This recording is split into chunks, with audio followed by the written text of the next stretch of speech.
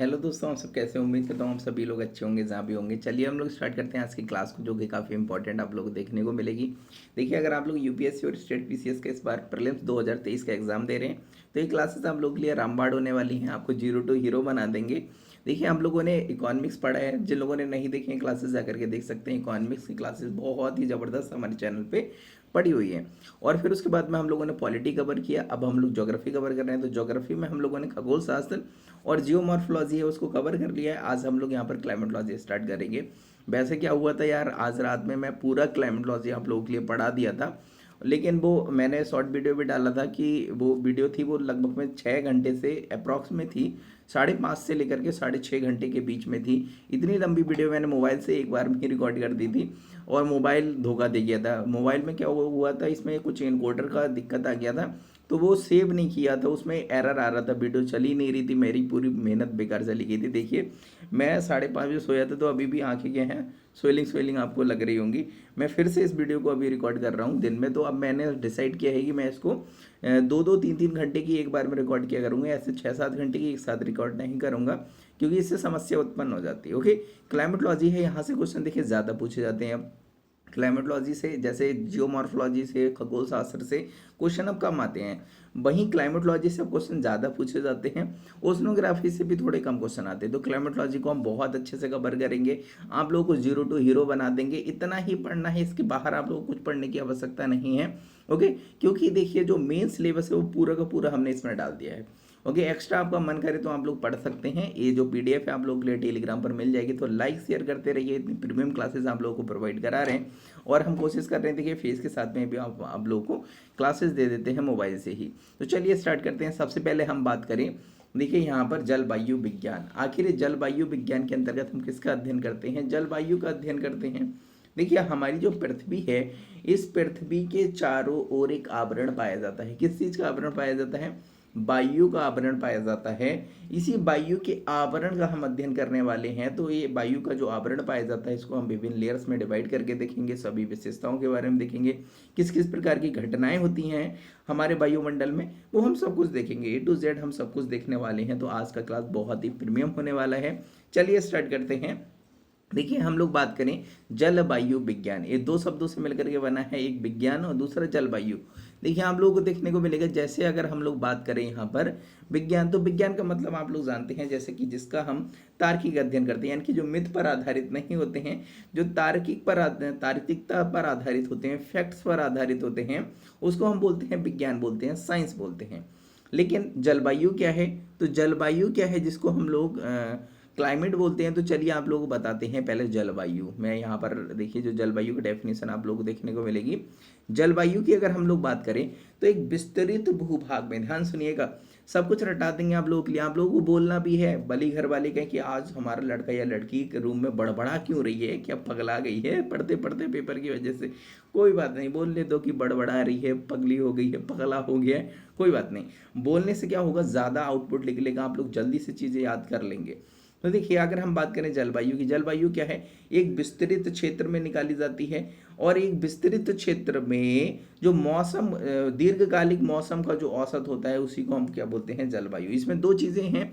एक चीज़ आपको देखने को मिलेगी, एक विस्तृत भूभाग होना चाहिए जलवायु निकालने के लिए। दूसरा, दीर्घकालिक समय, मतलब अल्पकालिक समय में नहीं, एक बहुत बड़े टाइम पीरियड में जब हम मौसम का औसत निकालते हैं, एवरेज निकालते हैं, वही क्या है? जलवायु है। आखिर ये मौसम क्या है? मौसम का औसत जब इसमें ज़रूरत पड़ती है, तो पहले हमें मौसम भी तो पता होना चाहिए, तभी तो हम जलवायु निकाल पाएंगे। तो देखिए, मौसम क्या होता है आप लोगों को देखने को मिलेगा। देखिए, मौसम है वो किसी सीमित क्षेत्र का निकाला जाता है। तो सीमित क्षेत्र में जो अल्पकालिक वायुमंडलीय परिवर्तन होते हैं, उसी को हम बोलते हैं मौसम। जैसे आप लोगों ने सुना होगा, आज सुबह का मौसम बड़ा ही सुहाना था, बड़ा ही रोमांटिक था, लेकिन दोपहर में अंगारे बरसने लगे हैं, सूर्य देवता हैं वो थोड़े से नाराज हो गए, तो इतनी गर्मी बरसा रहे हैं, इतनी गर्मी बरसा रहे हैं, यार मौसम बड़ा बेकार हो गया। यानी कि आप लोगों ने देखा, अल्प समय में, यानी कि सुबह मौसम अच्छा था, दोपहर में मौसम क्या हो गया? बेकार हो गया। शाम को हो सकता है झिमझिम झिमझिम बारिश होने लगे, तो और ज़्यादा अच्छा मौसम हो जाए। यानी कि मौसम क्या होता है? पल पल बदल सकता है, ये हर घंटे बदल सकता है, आप लोग देखने को मिलेगा। और आप लोगों ने सुना होगा, जैसे कि यार अंदर का मौसम यार अच्छा नहीं है, बाहर निकल के घूम लो, बाहर का मौसम अच्छा है। आप लोगों ने ऐसा कभी नहीं सुना होगा यार घर के अंदर की जलवायु बेकार है, बाहर निकल के देखो बाहर की जलवायु बहुत अच्छी है। तो जलवायु हम विस्तृत क्षेत्र की निकालते हैं, जैसे कि आप लोगों को सुनने को मिलेगा भारत की जलवायु, उत्तर प्रदेश की जलवायु, हिमालय की जलवायु, प्रायद्वीपीय भारत की जलवायु, नॉर्थ ईस्ट की जलवायु, मतलब एक बड़े भूभाग में हम जलवायु को निकालते हैं। ओके, जैसे भारत की जलवायु उष्णकटिबंधीय क्षेत्र में पड़ता है, तो उष्णकटिबंधीय जलवायु पाई जाती है, जिसको हम लोग मानसूनी जलवायु भी बोलते हैं। ओके, तो ये चीज़ आप लोगों को देखने को मिलेगी। तो मौसम क्या होता है, ये अल्पकालिक होता है और जल्दी जल्दी ये परिवर्तित हो सकता है, लेकिन जलवायु होती है एक विस्तृत क्षेत्र की होती है और ये जल्दी परिवर्तित नहीं होती है। लेकिन जब मौसम में परिवर्तन आता है, लगातार मौसम में परिवर्तन आता है, तो उसी का औसत क्या है, जलवायु। तो अगर मौसम में परिवर्तन आ रहा है, उसकी आवृत्ति है, फ्रीक्वेंसी है, अगर वो बदल रही है, तो आपको देखने को मिलेगा जलवायु भी बदलेगा। तो इसी को हम बोलते हैं जलवायु परिवर्तन बोलते हैं, क्लाइमेट चेंज बोलते हैं। तो ये चीज़ आप लोगों को देखने को मिलेगी। चलिए हम लोग थोड़ा सा आगे बढ़ते हैं और देखने का प्रयास करते हैं। देखिए हमारी जो प्यारी पृथ्वी है, इस पृथ्वी के चारों ओर जो हमारी प्यारी पृथ्वी है, ये क्या हो गया, एक सेकेंड, अरे एक सेकेंड किधर चला गया क्लाइमेटोलॉजी।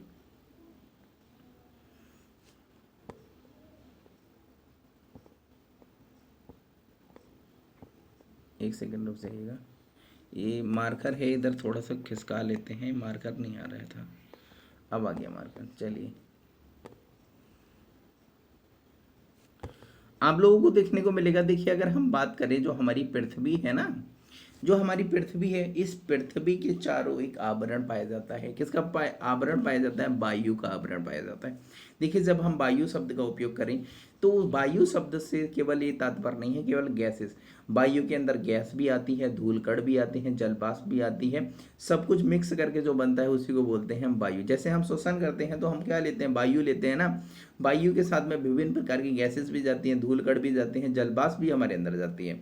तो वो चीज़ आप लोगों को देखने को मिलेगी। ओके, अब देखिए अगर हम बात करें, वैसे तो हमारा जो वायुमंडल है इसकी ऊंचाई बहुत ज़्यादा देखने को मिलेगी, लेकिन जैसे जैसे हम पृथ्वी की सतह से ऊपर जाते हैं, जैसे जैसे हम पृथ्वी की सतह से ऊपर जाते हैं, इसकी सघनता में कमी आने लगती है। क्या होने लगता है, इसकी सघनता में कमी आने लगती है। तो इस वजह से आप लोगों को देखने को मिलेगा, इस वजह से आप लोगों को देखने को मिलेगा जो हमारी पृथ्वी है, तो पृथ्वी सतह से सिर्फ 12 किलोमीटर की ऊंचाई तक, मतलब पृथ्वी सतह से सिर्फ 12 किलोमीटर की ऊंचाई तक आप जाएंगे, तो जो गैसेस का जो कुल अमाउंट आप लोगों को देखने को मिलेगा, मतलब हमारे वायुमंडल में जो कुल गैसेस पाई जाती हैं उसकी 90% सिर्फ 12 किलोमीटर की ऊंचाई तक ही देखने को मिलेंगी।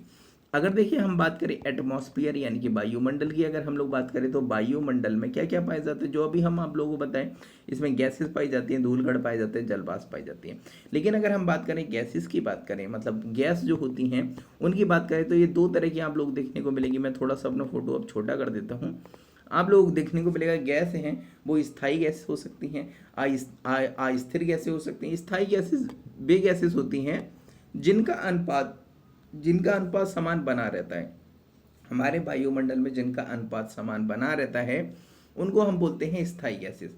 अस्थिर गैसें वे गैसें होती हैं जिनका सतत निर्माण तेजी से होता रहता है और सतत क्षय भी होता रहता है, मतलब ह्रास भी होता रहता है, विनाश भी होता रहता है, उनको हम बोलते हैं अस्थिर गैसें बोलते हैं।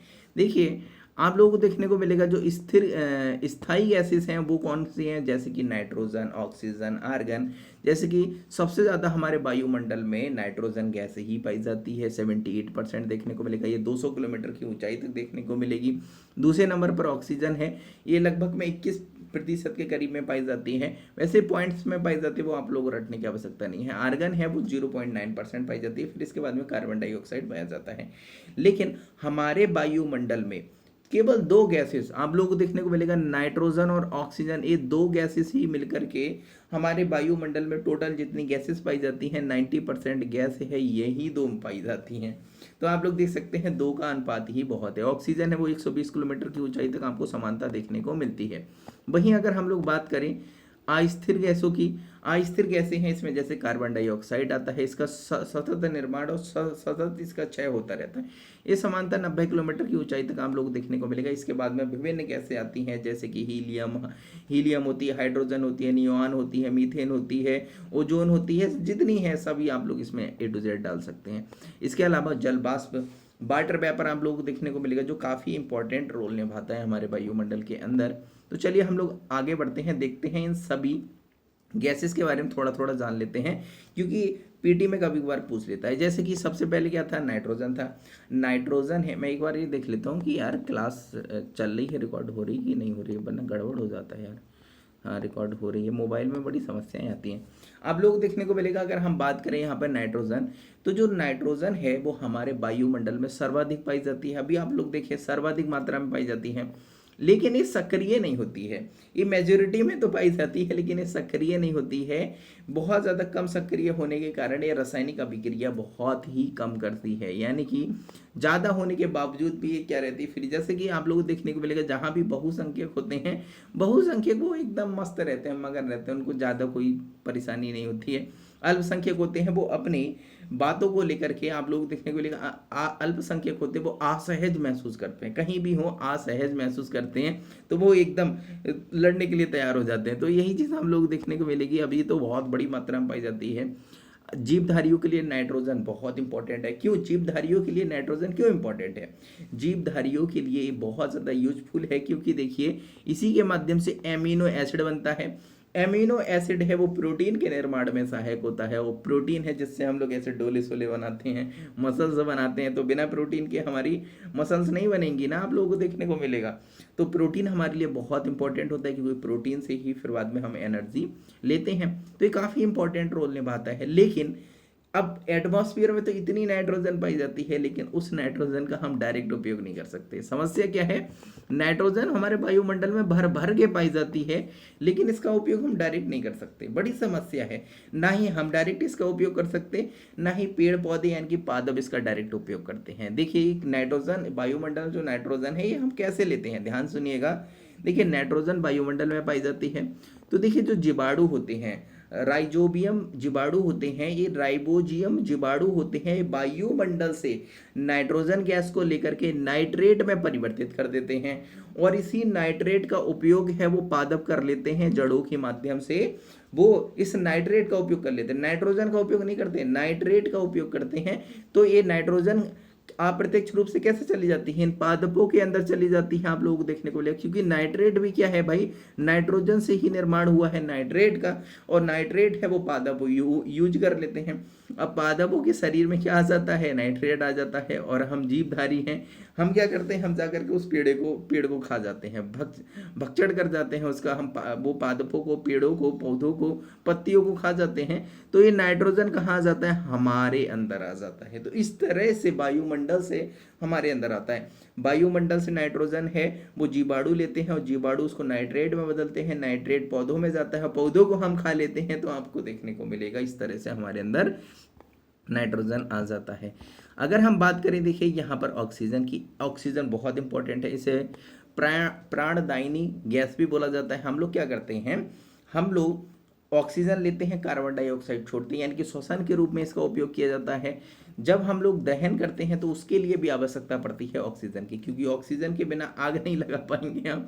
घर में आग लगाना है, पड़ोसी घर में आग लगाना है, तो आग कैसे लगाएंगे? दो तरह से आग लगाई जाती है, एक तिल्ली से लगाई जाती है, तो और एक क्या होती है, बातों से लगाई जाती है, जैसे औरतें लगाती हैं, आग लगा देती हैं ऐसा करके।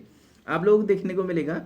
अगर हम बात करें जो ऑक्सीजन है, इसका निर्माण कैसे होता है? तो बहुत ही सिंपल है। इसका जो निर्माण है, पादप हैं वो प्रकाश संश्लेषण की उपस्थिति में कार्बन डाइऑक्साइड लेते हैं और जल लेते हैं, और फिर ऑक्सीजन का निर्माण कर देते हैं और अपना भोजन बना लेते हैं। इसके अलावा देखिए जो खनिज ऑक्साइड होते हैं उनमें आपचन होता है। आपचन जो प्रक्रिया है, हम लोग अभी आप लोगों को पढ़ाएंगे आपचन के बारे में, इन्वायरमेंट में पढ़ाएंगे, बहुत अच्छे से समझाएंगे। तो वहाँ पर आप लोग समझ जाएंगे कि आपचन के माध्यम से भी ऑक्सीजन है वो निर्मित होती है। और रासायनिक दृष्टि से सक्रिय होता है। ऑक्सीजन क्या होता है? रासायनिक दृष्टि से सक्रिय होता है। तो ये अन्य यौगिकों से क्रिया करके, अन्य तत्वों से क्रिया करके नए यौगिकों का भी निर्माण करता है। तो ये चीज़ आप लोगों को देखने को मिलेगी। चलिए हम लोग थोड़ा सा आगे बढ़ते हैं, देखते हैं आर्गन के बारे में। आर्गन क्या है? एक अक्रिय गैस है। जैसे आप लोग पहले बल्ब लेकर के आते थे ना, वो वो बल्ब तंतु वाला बल्ब लेकर के आते थे, उसमें अक्रिय गैसें भरी रहती थी, आर्गन भरी रहती थी, आप लोगों को देखने को मिलेगा। ये फिर निर्वात रूप में भी उसको रखा जाता था। ओके, तो ये चीज़ आप लोगों को देखने को मिलेगी। तो अक्रिय गैस है, इसका औद्योगिक उपयोग देखने को मिलेगा, जैसे कि बल्ब निर्माण हो गया, बिल्डिंग उद्योग में आप लोगों को देखने को मिलेगा आर्गन गैस का उपयोग किया जाता है। अगर हम लोग बात करें कार्बन डाइऑक्साइड, देखिए जो कार्बन डाइऑक्साइड है इसका निर्माण होता है जब हम श्वसन ऑक्सीजन को लेते हैं, कार्बन डाइऑक्साइड को छोड़ते हैं। जब हम जीवाश्म का दहन करते हैं तो भी कार्बन डाइऑक्साइड है गैस है वो निकलती है। पृथ्वी के द्वारा, मृदा के द्वारा भी इसका निर्माण किया जाता है और एक कंबल के रूप में कार्य करती है। अगर कार्बन डाइऑक्साइड गैस नहीं होती तो हमारी पृथ्वी क्या हो जाती, रात में इतनी ठंडी हो जाती, इतनी ठंडी हो जाती, इतनी ठंडी हो जाती कि पृथ्वी पर रहना संभव ना हो पाता। ये क्या करती है, इस तरह से कंबल का कार्य करती है, शॉर्ट वेव रेडिएशन को आने देती है, लेकिन लॉन्ग वेव रेडिएशन होता है इसको नहीं जाने देती है, जिससे हमारी पृथ्वी क्या रहती है, गर्म रहती है। लेकिन अब सोचो, जाने देगी मतलब थोड़ी मात्रा में जाने देती है, बहुत मात्रा में नहीं जाने देती है, मतलब हल्के हल्के निकलने देती है। अगर ये सोचो, अगर इसकी मात्रा बहुत बढ़ जाए, इसका सांद्रण क्या हो जाए, बहुत ज़्यादा हो जाए, तो कार्बन डाइऑक्साइड का बिल्कुल भी एनर्जी को बाहर नहीं जाने देगी। अब एनर्जी को बिल्कुल भी बाहर नहीं जाने देगी तो पृथ्वी का तापमान बढ़ने लगेगा, तो ग्लोबल वार्मिंग की समस्या उत्पन्न हो जाएगी। इसीलिए कार्बन डाइऑक्साइड के उत्सर्जन को कम करने के लिए बहुत सारे इनिशिएटिव लिए जा रहे हैं, वो अभी हम लोग देखेंगे भी। चलिए हम लोग आगे बढ़ते हैं, देखते हैं थोड़ा सा ओजोन के बारे में। देखिए अभी हम चौथा देखें, अब हम देखते हैं ओजोन। ओजोन बहुत इंपॉर्टेंट है। वैसे ओजोन है वो समानता बहुत सारी परतों में पाई जाती है, लेकिन बहुत नगण्य मात्रा में, थोड़ी थोड़ी मात्रा में पाई जाती है। क्षोभ मंडल में भी पाई जाती है, लेकिन क्षोभ मंडल में जो ओजोन पाई जाती है उसको बेड ओजोन बोला जाता है, अभी हम आप लोगों को बताएंगे। लेकिन इसका जो मुख्य रूप से जो ओजोन पाई जाती है, ओजोन परत पाई जाती है, जिसका सबसे ज़्यादा संकेंद्रण होता है वो समताप मंडल में होता है। लगभग में आपको 30-35 किलोमीटर की ऊंचाई में आप लोगों को देखने को मिलेगा, बहुत ज़्यादा इसका सांद्रण होता है। वैसे 10 से 50 किलोमीटर के बीच में वैसे ये समानता ज़्यादा मात्रा में देखने को मिलती है, लेकिन सबसे ज़्यादा संकेंद्रण 30 से 35 किलोमीटर के अप्रॉक्स में आप लोगों को देखने को मिलेगा। अलग अलग बुकों में अलग अलग दिया रखा होता है, आप लोग कंफ्यूज नहीं होना, यूपीएससी आप लोगों से नहीं पूछने वाला। समताप मंडल में ये परत पाई जाती है। ओके, अब ये करती क्या है भाई, ये बहुत इंपॉर्टेंट रोल निभाती है, आप लोग देखने को मिलेगा। देखिए पहले तो आप लोगों को पता है कि ओजोन परत है, जब पैराबैंगनी किरणें आती हैं तो इसको अवशोषित कर लेती है और हानिकारक किरणों को हमारी ओर नहीं आने देती है, जिससे हम क्या रहते हैं, स्वस्थ रहते हैं। अगर पैराबैंगनी किरणें हैं वो अगर आने लगे पृथ्वी पर, शॉर्ट वेव रेडिएशन के रूप में पैराबैंगनी किरणें अगर आने लगे पृथ्वी पर, तो ये हमारे शरीर से टकराएंगी, हमारे शरीर में जेनेटिक चेंज कर सकती हैं, हमारे त्वचा में त्वचा कैंसर कर सकती हैं, आंखों में मोतियाबिंद कर सकती हैं, विभिन्न प्रकार के कैंसर का कारण बन सकती हैं। इसके अलावा हमारे जीन में भी परिवर्तन कर सकती है, बहुत लंबे समय तक इसके संपर्क में रहने पर। तो हो सकता है हमारे 2 हाथ की जगह क्या हो, ऐसे 4-4 हाथ हो जाए, तो जो हमारे गुणसूत्र हैं वो हमारे परिवर्तित हो जाएंगे, तो ये समस्या उत्पन्न हो जाएगी। तो देखिए कितनी इंपॉर्टेंट है ओजोन। ओजोन परत बहुत इंपॉर्टेंट है, इसीलिए आप लोग सुने होंगे कि ओजोन छिद्र है वो एक बहुत बड़ी समस्या का कारण है भाई, ओजोन छिद्र। देखिए अगर हम लोग बात करें ओजोन का निर्माण कैसे होता है, ओजोन का निर्माण है वो पैराबैंगनी किरणों से, साथ में तड़ित झंझा के माध्यम से इसका निर्माण होता है। देखिए पैराबैंगनी किरणें या फिर तड़ित झंझा होती है, तड़ित झंझा का मतलब क्या है, जो बिजली कड़कती है, जो बिजली लाइटनिंग होती है, आप लोग देखे होंगे बादल गरजता है गड़ गड़ गड़ गड़, वही चीज़ आप लोग देखने को मिलेगी। तो देखिए इसमें क्या होता है, ऑक्सीजन होती है, जब पैराबैंगनी किरणें ऑक्सीजन के जो ऑक्सीजन का अणु होता है ना उससे टकराती हैं तो क्या क्या हो जाता है, यहाँ पर ऑक्सीजन का विखंडन हो जाता है, ऑक्सीजन टूट जाता है। क्योंकि देखिए इसमें ऑक्सीजन के कितने अणु हैं, 2 अणु हैं, यहाँ पर ऑक्सीजन टूट जाता है, जिससे आपको देखने को मिलेगा नवजात ऑक्सीजन बनता है। देखिए 2 नवजात ऑक्सीजन बने। अब ये 2 नवजात ऑक्सीजन बने, इसमें से आपको देखने को मिलेगा एक नवजात ऑक्सीजन है वो क्रिया करेगा किससे, ऑक्सीजन से, O2 से। तो कितना, एक अणु ए, 2 अणु ए, कितने हो गए टोटल अणु, 3 अणु हो गए, यानी कि O3 बना देते हैं। अब देखिए हमारे पास पेन टैब नहीं है तो हम ऐसी उंगली से ही लिखते हैं, तो आप लोग थोड़ा सा मैनेज करिएगा। आप लोग इतना तो जानते होंगे, थोड़ा बहुत तो केमिस्ट्री पढ़े हुए होंगे ना। तो देखिए एक अणु ए है, 2 अणु ए हैं, तो 2 और 1 कितना हो गया, 3 हो गया, तो O3 बन गया, यानी कि ओजोन बन गया, ओजोन का निर्माण हो गया। इसी तरह से जो दूसरा अणु है वो भी ऑक्सीजन से क्रिया करके O3 बनाएगा। तो ये प्रक्रिया निरंतर चलती रहती है, तो ऑक्सीजन का निर्माण है वो निरंतर होता रहता है। अब आपसे पूछेंगे कि ऑक्सीजन ओजोन परत है वो किधर ज़्यादा मोटी पाई जाएगी, या ओजोन परत है वो किधर ज़्यादा उसका निर्माण होगा। तो चलिए हम लोग देख लेते हैं किधर ज़्यादा निर्माण होगा। देखिए अभी हमने कहा कि ओजोन के निर्माण के लिए क्या चाहिए, पैराबैंगनी किरणें और तड़ित झंझा। देखिए तड़ित झंझा तो हमेशा नहीं होती रहती है, लेकिन पैराबैंगनी किरणें हैं वो हमेशा मिलेंगी। पैराबैंगनी किरणें किधर ज़्यादा मिलेंगी, जिधर हमें सूर्य तप ज़्यादा प्राप्त होगा। सूर्य तप किधर ज़्यादा प्राप्त होगा, जिधर गर्मी उर्मी ज़्यादा लगती है, जिधर सूर्य की किरणें ज़्यादा तीव्रता के साथ, इंटेंसिटी के साथ आती होंगी। अब ये सोचिए सूर्य तप किधर ज़्यादा प्राप्त होता है, निम्न अक्षांशों की ओर। निम्न अक्षांश क्या है, आप लोगों को देखने को मिलेगा 0 डिग्री से 30 डिग्री के बीच का जो क्षेत्र होता है, जिसको हम उष्णकटिबंधीय क्षेत्र बोलते हैं, उपोष्णकटिबंधीय क्षेत्र बोलते हैं। इधर क्या होता है, सूर्य तप ज़्यादा होता है। जैसे जैसे हम 0 डिग्री से 90 डिग्री की ओर जाते हैं, मतलब ध्रुवों की ओर जाते हैं, सूर्य तप में कमी आती है। तो देखिए सूर्य तप है वो इस जो नीचे वाला रीजन है, निम्न अक्षांशों की ओर सूर्य तप ज़्यादा प्राप्त होता है, तो पैराबैंगनी किरणें भी ज़्यादा प्राप्त होंगी ना। तो इस वजह से आप लोगों को देखने को मिलेगा कि उष्णकटिबंधीय उपोष्णकटिबंधीय क्षेत्र में इसका निर्माण तेजी से होता है। इस वजह से इसका संकेंद्रण आप लोगों को विषुवत रेखा की ओर और उष्णकटिबंधीय क्षेत्र की ओर, उपोष्णकटिबंधीय क्षेत्र की ओर ज़्यादा देखने को मिलेगा। लेकिन जैसे जैसे ध्रुवों की ओर जाएंगे तो इसकी मोटाई क्या होने लगेगी, कम होने लगेगी। ओके, समझ गए आप लोग। क्योंकि देखिए उष्णकटिबंधीय क्षेत्र उपोष्णकटिबंधीय क्षेत्र में सूर्य तप ज़्यादा प्राप्त होता है। सूर्य तप ज़्यादा प्राप्त होने से वहाँ पैराबैंगनी किरणें ज़्यादा प्राप्त होंगी। पैराबैंगनी किरणें ज़्यादा प्राप्त होंगी तो ऑक्सीजन का विखंडन ज़्यादा तेजी से होगा। ऑक्सीजन का विखंडन ज़्यादा तेजी से होगा तो नवजात ऑक्सीजन का निर्माण तेजी से होगा। ये नवजात ऑक्सीजन का निर्माण अगर तेजी से होगा तो ओजोन का निर्माण भी क्या होगा, तेजी से होगा, क्योंकि अभिक्रिया क्या होगी, तेजी से होगी। तो इस वजह से आप लोग को देखने को मिलेगा उष्णकटिबंधीय क्षेत्र उपोष्णकटिबंधीय क्षेत्र में इसकी ऊंचाई और मोटाई दोनों आप लोगों को ज़्यादा देखने को मिलेंगी। समझ गए आप लोग। तो चलिए हम लोग आगे बढ़ते हैं, हम लोग थोड़ा सा आगे बढ़ते हैं। देखिए बेड ओजोन यहाँ पर दिया रखा है। बेड ओजोन क्या होता है, ग्राउंड लेवल ओजोन या फिर बेड ओजोन बोलते हैं। क्षोभ मंडल में 10% लगभग में ओजोन पाई जाती है। इसका निर्माण है वो रासायनिक अभिक्रिया के माध्यम से होता है। तो नाइट्रेट ऑक्साइड होते हैं और साथ में यहाँ पर वाष्पशील कार्बनिक यौगिक होते हैं, उनके साथ में क्रिया करके हानिकारक पदार्थों का निर्माण करता है। इस वजह से इसको बेड ओजोन बोलते हैं। समझ गए आप लोग। तो चलिए हम लोग आगे बढ़ते हैं। अगर हम लोग बात करें यहाँ पर, यानी कि हर चीज़ क्या होती है, प्रॉफिटेबल नहीं होती है। अगर वो चीज़ तभी लाभदायक होगी जब वो सही समय पर सही स्थान पर है, तभी वो लाभदायक होगी। अगर वो गलत जगह पर गलत समय पर है तो वो चीज़ क्या होने लगती है, हानिकारक होने लगती है। समझे। ओके, तो चलिए हम लोग आगे बढ़ते हैं, देखते हैं। अब आप लोग समझ गए होंगे, समझदार होंगे। अरे यार बहुत गर्मी लग रही है।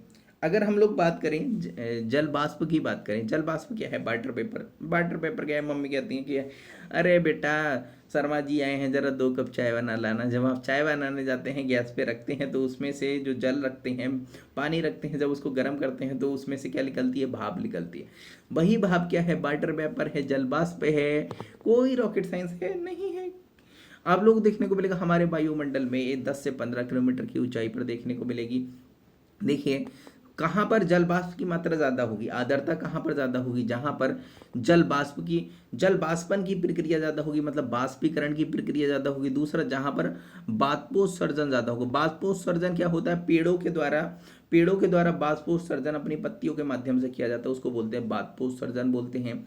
और बाष्पीकरण क्या होता है, आप लोगों को देखने को मिलेगा जल है वो बाष्प में बदलती है, तो इस प्रक्रिया को जल बाष्प बोलते हैं, बाष्पीकरण बोलते हैं। ओके, तो समझिए आप लोग।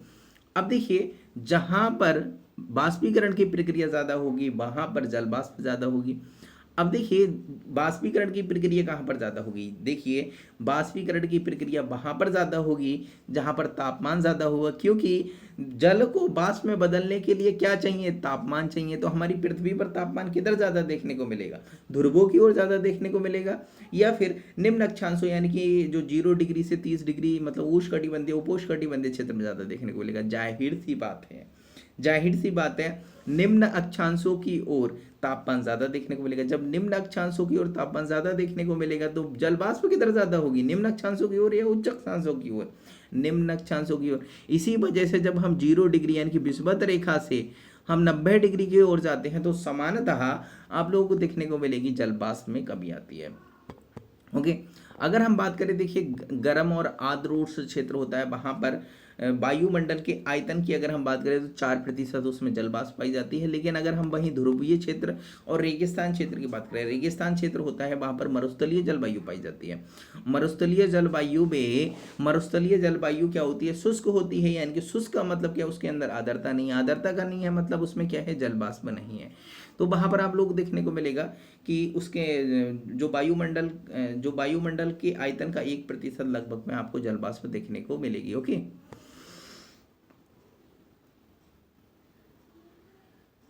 देखिए अगर हम लोग बात करें जल वाष्प की, तो यहाँ पर सूर्य तप और लॉन्ग वेव रेडिएशन है, उसको ये अवशोषित कर लेता है। इसी को हम लोग प्राथमिक ग्रीन हाउस प्रभाव बोलते हैं। जो जल वाष्प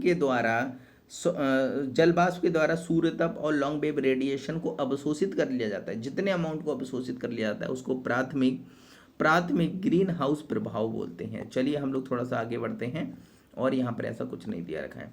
अब देखिए धूलकण की बात कर लेते हैं। हमारे वायुमंडल में भाई धूलकण भी तो पाए जाते हैं। तो देखिए गैस और जल वाष्प को छोड़ करके जो हमारे वायुमंडल में कण पाए जाते हैं, चाहे वो द्रव अवस्था में हो या ठोस अवस्था में हो या फिर किसी अवस्था में हो, उन सभी कणों को हम क्या बोलते हैं, धूलकण बोलते हैं। ओके, आज पूरी रात लेक्चर रिकॉर्ड किए थे तो सो नहीं पाए थे, और सुबह जल्दी उठ गए थे तो नींद लग रही है थोड़ी सी। आप लोगों को देखने को मिलेगा, अगर हम बात करें उष्ण और शीतोष्ण क्षेत्रों की बात करें, तो उपोष्ण और शीतोष्ण क्षेत्रों में जो वायु होती है वो शुष्क होती है। इस वजह से धूल कणों का जमाव ज़्यादा देखने को मिलेगा। किस क्षेत्र में, उपोष्ण और शीतोष्ण क्षेत्र में। देखिए यही धूल कण होते हैं, ये भी बहुत महत्वपूर्ण होते हैं हमारे लिए। कैसे महत्वपूर्ण होते हैं, अगर ये धूल कण नहीं होंगे तो बादलों का निर्माण नहीं होगा, बादलों का निर्माण नहीं होगा तो वर्षा नहीं होगी। तो देखिए ये जो कण होते हैं ना, ये आर्द्रता ग्राही नाभिक का काम करते हैं। जब संघनन की प्रक्रिया होती है तो संघनन की प्रक्रिया के दौरान जल वाष्प है वो जल या फिर हिम के कणों में हल्के एकदम महीन महीन ड्रॉपलेट्स में बदलती है। अब देखिए जब वो महीन महीन कण होते हैं, उनके लिए यहाँ पर आर्द्रता ग्राही नाभिक की आवश्यकता पड़ती है। किसकी आवश्यकता पड़ती है, आर्द्रता ग्राही नाभिक की आवश्यकता पड़ती है। उन्हीं आर्द्रता ग्राही नाभिक पर जाकर के ये जो छोटे छोटे सूक्ष्म कण होते हैं वो जाकर के संघनित होते चले जाते हैं, और जिससे बूंद का भार बढ़ जाता है। वो बूंद कहाँ जाती है, नीचे आ जाती है। आप लोगों को ये देखने को मिलेगा। ओके, आसमान नीला इन्हीं के कारण दिखता है, जो धूल कण होते हैं, क्योंकि प्रकीर्णन की वजह से हमारा आसमान नीला दिखने लगता है। अगर हम लोग बात करें यहाँ पर PM मैटर, मतलब जो पार्टिकुलेट मैटर होते हैं, आप लोगों ने सुना होगा दिल्ली में ठंड के मौसम में PM10 PM2.5 जो मैटर होते हैं उनकी संख्या बढ़ जाती है। ओके, तो वहाँ पर वाहन होते हैं उनको थोड़ा बैन कर दिया जाता है। जो कंस्ट्रक्शन के काम होते हैं जैसे कि रोड बनाना, भवन बनाना, उनको रोक दिया जाता है कुछ समय के लिए। तो ये चीज़ देखने को मिलेगी। आखिर ये PM मैटर क्या होता है, आप लोगों को देखने को मिलेगा। जो ये PM मैटर होता है, आप लोगों को देखने को मिलेगा कि यहाँ पर सूक्ष्म कणों जो वायु में मिश्रित होते हैं, सूक्ष्म कण हैं जो वायु में मिश्रित होते हैं, ये ठोस और तरल अवस्था दोनों रूपों में हो सकते हैं। आप लोग देखने को मिलेगा PM10 और PM2.5 आप लोग सुने होंगे। ये PM10 और PM2.5 आखिर मतलब क्या है, इनके आकार से मतलब है। अगर ये मोटे हैं तब हम इन्हें क्या बोल देंगे, PM10 बोल देंगे। और अगर ये बहुत छोटे हैं, महीन है, तो हम इनको क्या बोल देंगे, PM2.5 बोल देंगे। लेकिन मोटे से मतलब ये नहीं कि इतना बड़ा ऐसे हवा में उड़ रहा होगा। हम आपको बताने के लिए मोटा ऐसे बोल दिए भाई से। तो ये बहुत ही सूक्ष्म होते हैं, बहुत ही ज़्यादा सूक्ष्म होते हैं। इन्हें माइक्रोमीटर में मापा जाता है। किसमें, माइक्रोमीटर में। आप लोग देखने को मिलेगा अगर किसी कण का डायामीटर, मतलब जो व्यास होता है, जैसे कि मानते हैं ये क्या है, ये मानते हैं एक मानते हैं कण है, इसका जो डायामीटर है, अगर ये डायामीटर 2.5 से लेकर के 10 माइक्रोमीटर के बीच में है, तब हम इसे क्या बोलेंगे, PM10 बोलेंगे। ओके, और जब हम लोग आपको देखने को मिलेंगे ये श्वसन योग्य होते हैं, हम इनको इनहेल कर लेते हैं। आप लोग देखने को मिलेगा फिर होते हैं PM2.5 होते हैं जब जो ये कण होते हैं ना, इनका आकार होता है 2.5 mm से कम हो जाता है, मतलब माइक्रोमीटर से कम हो जाता है, तब हम इनको क्या बोलते हैं, PM2.5 बोलते हैं। ये बहुत ज़्यादा महीन होते हैं, मतलब फाइन होते हैं, बहुत ज़्यादा फाइन पार्टिकल होते हैं, महीन पार्टिकल होते हैं। अब देखिए आप लोग सोचेंगे यार इनमें से घातक कौन है, आप सोचेंगे यार जो बड़ा है वो घातक होगा, PM10 क्या होगा, हमारे लिए घातक होगा। लेकिन ये इतना घातक नहीं होता है मतलब घातक तो होते हैं, अगर ज़्यादा मात्रा में हमारी बॉडी में जाएंगे तो कुछ ना कुछ तो नुकसान पहुंचाएंगे, लेकिन वैसे बहुत ज़्यादा घातक नहीं होते, क्योंकि PM10 ये अपेक्षाकृत थोड़े से मोटे होते हैं। इस वजह से जब हम श्वसन में लेते हैं, मतलब सांस के नाक के माध्यम से जब हम सांस लेते हैं तो हमारे फेफड़ों में जाते हैं, फेफड़ों में जाते हैं और हमारा फेफड़ा क्या कर देता है, इनको एक तरह से फिल्टर कर देता है। जब हम फिर से हवा बाहर फेंकते हैं तो ये जब हम बाहर फेंकते हैं हवा तो ये निकल जाते हैं, तो कोई समस्या उत्पन्न नहीं होती। लेकिन PM2.5 ये क्या होते हैं, छोटे होते हैं, जो छोटा होता है वही खोटा होता है, अब छोटा होता है वही खोटा होता है, ये समस्या उत्पन्न कर देते हैं। ये फाइन पार्टिकल है, महीन पार्टिकल होते हैं, बहुत बारीक होते हैं। इस वजह से जब हम सांस लेते हैं तो सांस लेकर के हमारे फेफड़ों में जाते हैं और फेफड़ों के अंदर ये फिल्टर नहीं हो पाते, मतलब फेफड़ों के अंदर घुस करके हमारे ब्लड में मिल जाते हैं, ब्लड में मिल करके हमारे शरीर में विभिन्न जगह चले जाते हैं, जिस कारण ये हमारे लिए बहुत ज़्यादा घातक होते हैं और हमारे फेफड़ों को भी ये ब्लॉक करने लगते हैं, जिससे सांस संबंधी विभिन्न समस्याएं उत्पन्न होने लगती हैं, फेफड़े ब्लॉक होने लगते हैं, हमारे ब्लड के अंदर भी ये जा करके मिलने लगते हैं, तो ये ज़्यादा घातक होते हैं। देखिए आप लोगों ने देखने को मिलेगा जो PM2.5 पार्टिकल्स है ना, मैं थोड़ा सा और ऊपर कर देता हूँ इसको, PM2.5 पार्टिकल्स आप लोगों को देखने को मिलेंगे ना, ये प्राथमिक कण के रूप में भी होते हैं, द्वितीयक कण के रूप में होते हैं। प्राथमिक कण के रूप में कौन से होते हैं, जो स्रोत से डायरेक्ट उत्पन्न होते हैं, स्रोत से डायरेक्ट उत्पन्न होते हैं। जैसे स्रोत से डायरेक्ट उत्पन्न होने का मतलब क्या, जैसे मैं क्या लिया, एक पत्थर लिया और हथौड़ा लिया, मैं क्या करने लगा, उसको कूटने लगा, या फिर मैं एक झाड़ू लिया और झाड़ू ऐसे ऐसे मैं रोड पे मारने लगा तो धूल उड़ने लगी, या फिर मैं क्या करने लगा, भवन को जाकर के मशीन से तोड़ने लगा।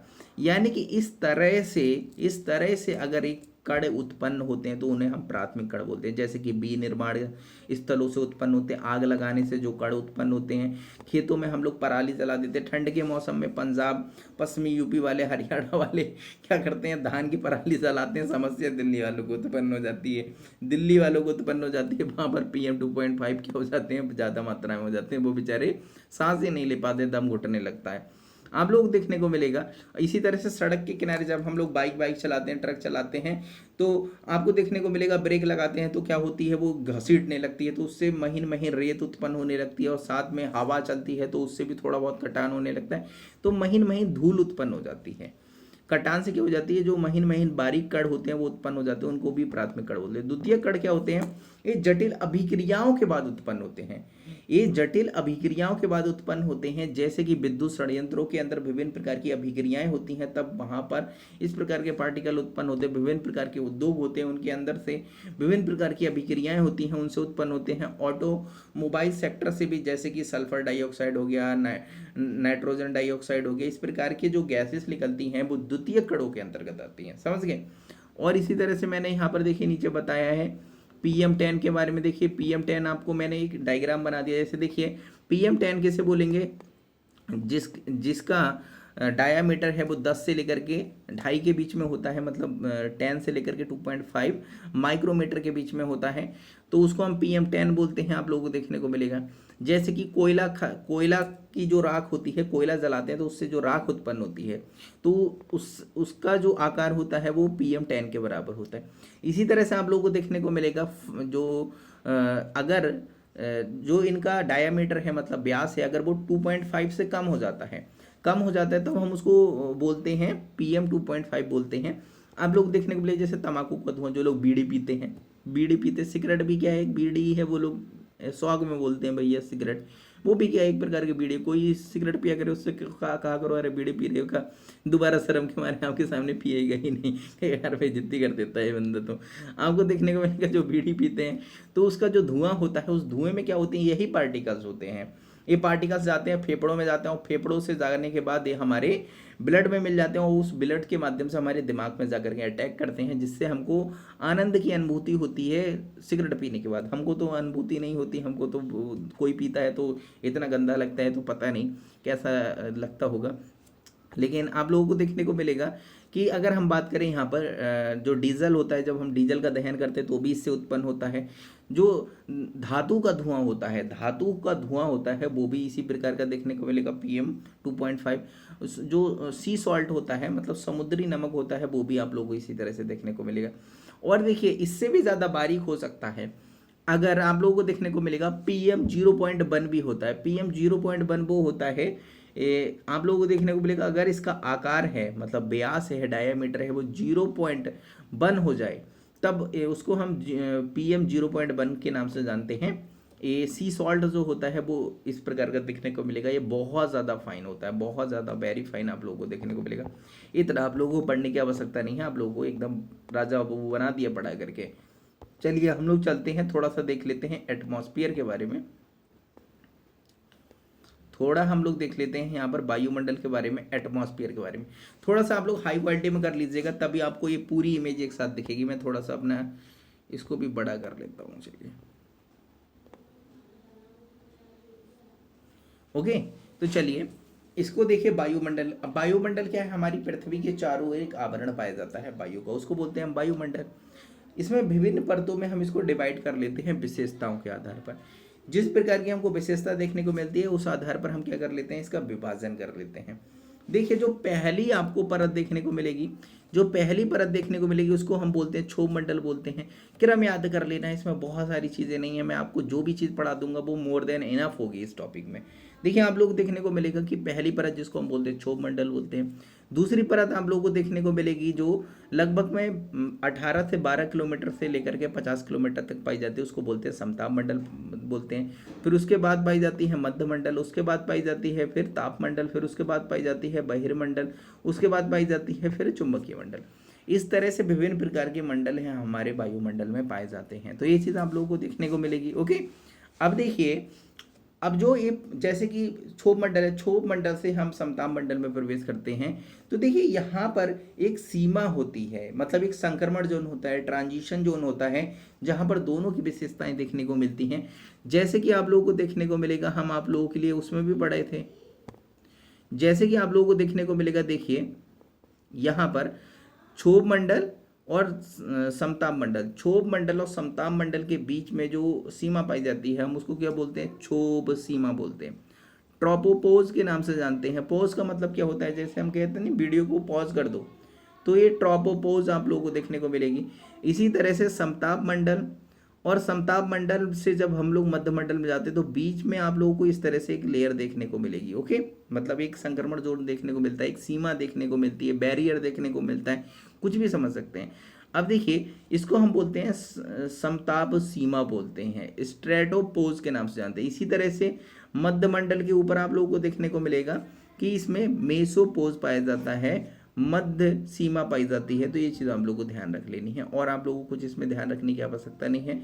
देखिए जो आप लोगों को देखने को मिलेगा, देखिए अगर हम बात करें क्षोभ मंडल से लेकर के मध्य मंडल तक, क्षोभ मंडल से लेकर के मध्य मंडल तक का जो क्षेत्र है इसको हम बोलते हैं सममंडल बोलते हैं। क्या बोलते हैं, सममंडल बोलते हैं। मतलब इसको होमोस्फीयर के नाम से जानते हैं। सममंडल, सममंडल क्यों बोला जाता है, क्योंकि इसमें जो वायु का अनुपात है, वायु का एक अनुपात है, वो अनुपात हमको देखने को मिलता है। फिर इसके बाद में 80 किलोमीटर के बाद में आप लोगों को देखने को मिलेगा, ये 80 किलोमीटर के बाद का क्षेत्र है ना, इसमें हमें वायु जो गैसेस है ना, उन गैसेस का समान अनुपात देखने को नहीं मिलता है, इसीलिए हम इसको विषम मंडल बोलते हैं।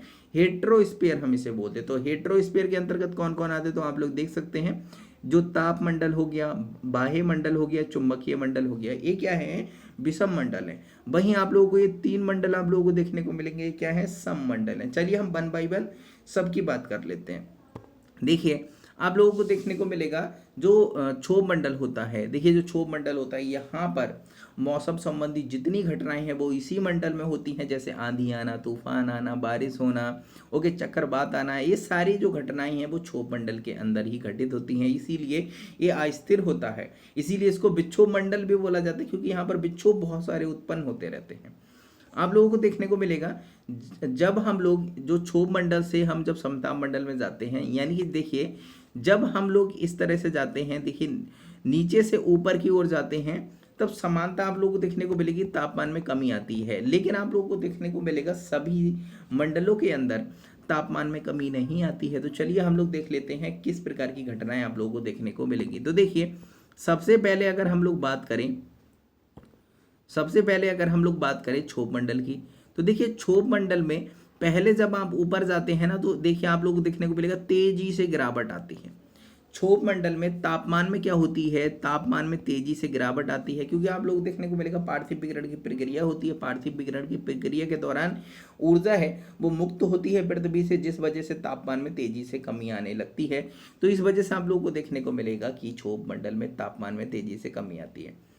अब जब हम लोग क्षोभ मंडल से समताप मंडल में प्रवेश करते हैं तो थोड़ी देर के लिए तो तापमान क्या रहता है, स्थिर रहता है, ना कम होता है ना ज़्यादा होता है, मतलब स्थिर रहता है। लेकिन जैसे हम थोड़ी ऊंचाई के बाद जैसे ही आगे बढ़ते हैं तापमान एकाएक बढ़ने लगता है, यानी कि समताप मंडल का तापमान एकाएक क्या होने लगता है, बढ़ने लगता है।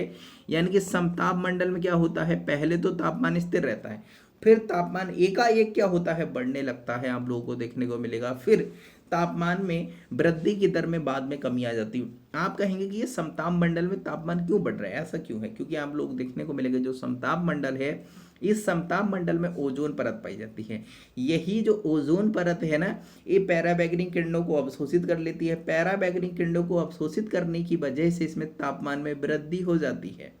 तापमान में वृद्धि हो जाती है तो आप लोगों से पूछा जाएगा समताप मंडल में तापमान वृद्धि का कारण क्या है। तापमान वृद्धि का कारण है इसमें ओजोन परत का पाया जाना। ओजोन परत है वो मुख्यतः आप लोगों के लिए जो 30 से 35 किलोमीटर के अप्रॉक्स में ज़्यादा देखने को मिलेगी, तो वहाँ पर तापमान तेजी से बढ़ता है, फिर बाद में तापमान की जो वृद्धि दर होती है वो कम हो जाती है। लेकिन जैसे ही हम समताप मंडल से आप किस में जाएंगे, मध्य मंडल में जाएंगे। जब हम मध्य मंडल में जाते हैं तो पहले तो तापमान में ना कमी आती है ना वृद्धि होती है, तापमान क्या रहता है, स्थिर रहता है, आप लोग देखने को मिलेगा कुछ ऊंचाई तक। लेकिन फिर क्या होता है, थोड़ी ऊंचाई के बाद में एकाएक तापमान में कमी आने लगती है, तापमान बहुत तेजी से कम होता है, तापमान बहुत तेजी से कम होता है। अब आप कहेंगे ये मध्य मंडल में तापमान क्यों कम हो रहा है, क्योंकि आप लोग देखने को मिलेगा यहाँ पर ओजोन परत तो पाई नहीं जाती जो इसके तापमान में वृद्धि कर सके, ना ही इसमें जो पार्थिव विकिरण जैसी कोई प्रक्रिया होती है। इस वजह से आप लोगों को देखने पार्थिव विकिरण को अवशोषित करने जैसी कोई इसमें मैकेनिज्म नहीं होता है, जिस वजह से आप लोगों को देखने को मिलेगा तापमान में एकाएक यहाँ पर कमी आने लगती है। अब तापमान में एकाएक कमी आती है, फिर हम लोग एंटर करते हैं तापमंडल में, एंटर करते हैं, मतलब मध्य मंडल के बाद में तापमंडल में एंटर करते हैं। अब तापमंडल में थोड़ी दूर के लिए तो तापमान स्थिर रहता है, फिर एकाएक तापमान बढ़ता है, वो बढ़ता ही चला जाता है, बढ़ता ही चला जाता है, बढ़ता ही चला जाता है। तापमान तापमंडल के अंदर तापमान होता है वो 200 डिग्री सेल्सियस के करीब में 1200 डिग्री सेल्सियस के करीब में पहुंच जाता है। और फिर जो बहिर्मंडल है उसमें तापमान और ज़्यादा बढ़ जाता है, 1700 डिग्री सेल्सियस तापमान हो जाता है। फिर आप लोग देखने को मिलेगा तापमान एकाएक बढ़ने लगता है। अब आपके दिमाग में ये आ सकता है कि आखिर ये तापमंडल में ऐसा क्या है कि इसमें तापमान बढ़ने लगता है। आप लोगों को देखने को मिलेगा जो तापमंडल है ना, इसमें आयन पाए जाते हैं। आयन क्या होते हैं, जो पार्टिकल होते हैं सूर्य के प्रकाश से, जब सूर्य की किरणें होती हैं जब वो उनसे टकराती हैं तो उन कणों को चार्ज कर देती हैं, सक्रिय कर देती हैं, तो उन्हीं कणों को हम आयन बोलते हैं। इसमें आप लोग देखने को मिलेगा आयन पाए जाते हैं। इन्हीं आयन का तापमान बढ़ जाता है, इन्हीं आयन का तापमान बढ़ जाता है, बहुत ज़्यादा हो जाता है। लेकिन आप जब तापमंडल में जाएंगे तो वहाँ पर तापमान आपको ज़्यादा महसूस नहीं होगा। क्यों? क्योंकि आप लोगों को देखने को मिलेगा कि जैसे जैसे हम ऊपर जाते हैं वायु क्या होती चली जाती है, विरल होती चली जाती है। तो इसमें वायु क्या होती है, बहुत ज़्यादा विरल होती है, इस वजह से तापमान ज़्यादा महसूस नहीं होता है। लेकिन जो पार्टिकल्स होते हैं, अगर हम पर्टिकुलर पार्टिकल्स को उठा करके उसका तापमान देखेंगे तो उसका तापमान बहुत ज़्यादा होता है। समझ गए आप लोग? ओके, यानी कि तापमान यहाँ पर महसूस इसलिए नहीं होते हैं क्योंकि यहाँ पर वायुमंडल बहुत विरल होता है। विरल वायुमंडल होने के कारण तापमान यहाँ पर महसूस नहीं होता है। लेकिन अगर हम पार्टिकल का तापमान देखें तो वो बहुत ज़्यादा हाई होता है। समझ गए? और जो ये तापमंडल है ना, इसी में उल्कापिंड जब आते हैं, अंतरिक्ष से उल्कापिंड गिर रहे होते हैं तो इसी मंडल में आकर के वो जलने लगते हैं। हम कहते हैं अरे तारा टूट रहा है, कोई विश मांग लो, तो वो यही देखने को मिलेगा। और इसी में आयन मंडल पाया जाता है, इसी में डी परत, ई परत और एफ परत पाई जाती है। जी परत भी है जिसकी अभी रिसर्च चल रही है उसके ऊपर। तो ये परतें पाई जाती हैं जो रेडियो तरंगों को, जो हम कम्युनिकेशन करते हैं रेडियो तरंगों के माध्यम से, तो वो रेडियो तरंगे यहाँ से ही मतलब लौट करके आती हैं इन्हीं आयन मंडल के माध्यम से। ओके, और जो चुंबकीय मंडल है, इस चुंबकीय मंडल में आप लोगों को देखने को मिलेगा कि जैसे विद्युत चुंबकीय आंधियाँ चलती हैं, सौर लपटें यहाँ पर चलती हैं, कॉस्मिक किरणें यहाँ पर चलती हैं, सौर लपटें चलती हैं, आंधियाँ चलती हैं, आप लोगों को देखने को मिलेगा सौर आंधियाँ यहाँ पर चलती हैं। इसको बॉर्न पेटी के नाम से, बॉल एनल पेटी के नाम से भी जाना जाता है। तो ध्यान रखिएगा एनल विकिरण पेटी कौन सी है, तो वो आप लोगों के लिए चुंबकीय मंडल के नाम से इसको जाना जाता है, मैग्नेटोस्फीयर के नाम से जाना जाता है। इनकी ऊंचाई भी आप लोग देख सकते हैं, ये देखिए आप लोग देखने को मिलेगा, आप लोग खुद भी देख सकते हैं, इतना आप लोगों को पढ़ाने की आवश्यकता नहीं है, आप लोग इतना तो जानते होंगे। देखिए अगर हम लोग बात करें, देखिए सबसे पहले अगर हम लोग बात करें क्षोभ मंडल की, तो क्षोभ मंडल में तो समानता जो हम लोग बादल देखेंगे वो सभी बादल पाए जाते हैं, लेकिन आप लोग देखने को मिलेगा जो क्षोभ मंडल है ना, इसी में मौसम संबंधी सभी घटनाएं होती हैं। लेकिन आप लोग को देखने को मिलेगा जो समताप मंडल है, ये क्या है, समताप मंडल है। जो समताप मंडल है ना, इसमें भी बादल पाए जाते हैं, लेकिन ये बादल दिखने वाले होते हैं, ये जो बादल होते हैं ये बरसते नहीं, कहते हैं जो गरजता है वो बरसता नहीं। तो जब आप लोग देखेंगे कभी मौसम साफ होगा तो आप लोग देखिए बहुत ऊंचाई पर आप लोगों के लिए सफ़ेद सफ़ेद बादल ऊंचाई पर देखने को मिलेंगे, जैसे रुई की भांति, कपास की भांति आप लोग देखने को मिलेंगे। वो क्या होते हैं, यही बादल होते हैं जो समताप मंडल पर बहुत ऊंचाई पर होते हैं, जिनको हम बोलते हैं मदर ऑफ पल्स क्लाउड बोलते हैं, मदर ऑफ पल्स क्लाउड। अब देखिए बादल को बनने के लिए दो चीज़ें चाहिए, बादल को बनने के लिए दो चीज़ें चाहिए, एक तो जल वाष्प होनी चाहिए, मतलब भाप होनी चाहिए, जल वाष्प वाटर वेपर होना चाहिए, और दूसरी चीज़ क्या होनी चाहिए, धूल कण होनी चाहिए। ये जब दोनों चीज़ें होंगी ना तभी बादलों का निर्माण होगा। तो देखिए मदर ऑफ पल्स क्लाउड का निर्माण कैसे होता है, आपको देखने को मिलेगा कि यहाँ पर जो जल वाष्प होती है वो नीचे से चली जाती है, आपको क्षोभ मंडल से थोड़ी बहुत मात्रा में ऊपर चली जाती है, तो जल वाष्प प्राप्त हो जाती है। और आप लोगों को देखने को मिलेगा जो धूल कण होते हैं वो भी पृथ्वी से क्या चले जाते हैं, संवहनीय तरंगों के द्वारा या फिर अन्य क्रियाओं के माध्यम से थोड़ी बहुत मात्रा में नीचे से ऊपर चले जाते हैं।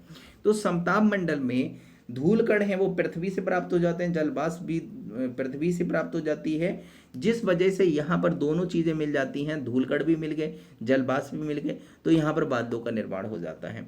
इसी तरह से एक और बादल पाए जाते हैं जो मध्य मंडल में, देखिए जो मध्य मंडल है ना, इस मध्य मंडल में भी बादल पाए जाते हैं, जिसको हम लोग बोलते हैं नेक्टालेंट क्लाउड बोलते हैं। ये जो नेक्टालेंट क्लाउड होते हैं इनका निर्माण कैसे होता है, तो देखिए बादलों को बनने के लिए दो चीज़ें चाहिए, तो एक तो जल वाष्प, तो देखिए जल वाष्प कहाँ से मिलेगी, तो जल वाष्प देखिए पृथ्वी पर ही जल पाया जाता है, तो पृथ्वी से ही मिलेगा। तो आप लोग देखने को मिलेगा जल वाष्प कहाँ से चली जाती है, पृथ्वी से चली जाती है। दूसरी चीज़ क्या चाहिए, धूल कण चाहिए।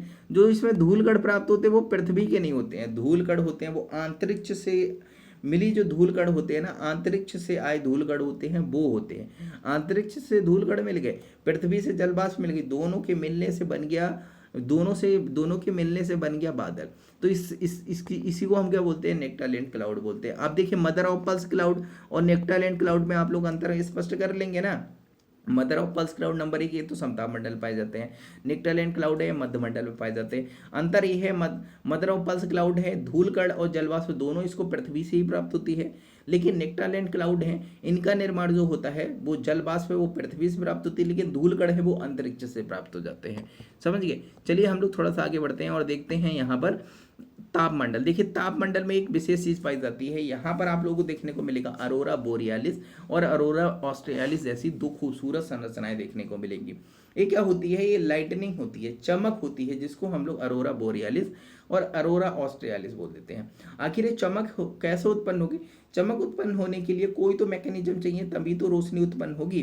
तो देखिए आप लोगों को देखने को मिलेगा ये तापमंडल है, इसमें क्या पाए जाते हैं, आयंस पाए जाते हैं। अभी हम आप लोगों को बताएं इसमें क्या पाए जाते हैं, आयंस पाए जाते हैं। और हमारी पृथ्वी है उसमें उत्तरी ध्रुव और दक्षिणी ध्रुव पाया जाता है, उन ध्रुवों से विद्युत चुंबकीय तरंगे निकलती हैं, विद्युत चुंबकीय तरंगे निकलती है। हमारे पृथ्वी का एक मैग्नेटिक फील्ड है ना, यही मैग्नेटिक फील्ड जो आप लोगों को देखने को मिलेगा, जब ध्रुवों से यहाँ से विद्युत चुंबकीय तरंगे निकल रही होती हैं, तो जब वो यहाँ से तापमंडल से गुजर रही होती है तो तापमंडल में आयंस पाए जाते हैं। तो ये आयन से फ्रैक्शन करने लगती है, घर्षण करने लगती है, और घर्षण के कारण लाइटनिंग उत्पन्न होती है। तो देखिए आप लोगों ने कभी पत्थर को आपस में ऐसे ऐसे रगड़ा होगा तो चिंगारियाँ निकलती हैं।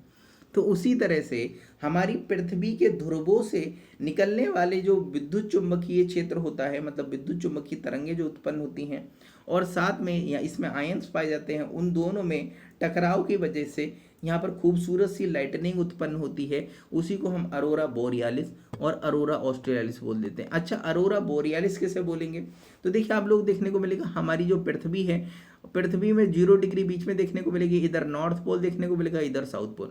तो नॉर्थ पोल के इधर अरोरा बोरियालिस होता है, साउथ पोल के इधर आप लोगों को देखने को मिलेगा कि यहाँ पर अरोरा ऑस्ट्रेलिस होता है। याद कैसे करना है, क्योंकि देखिए दक्षिणी गोलार्ध में आप लोग जानते हैं इधर क्या है, ऑस्ट्रेलिया पाया जाता है। क्या पाया जाता है, ऑस्ट्रेलिया।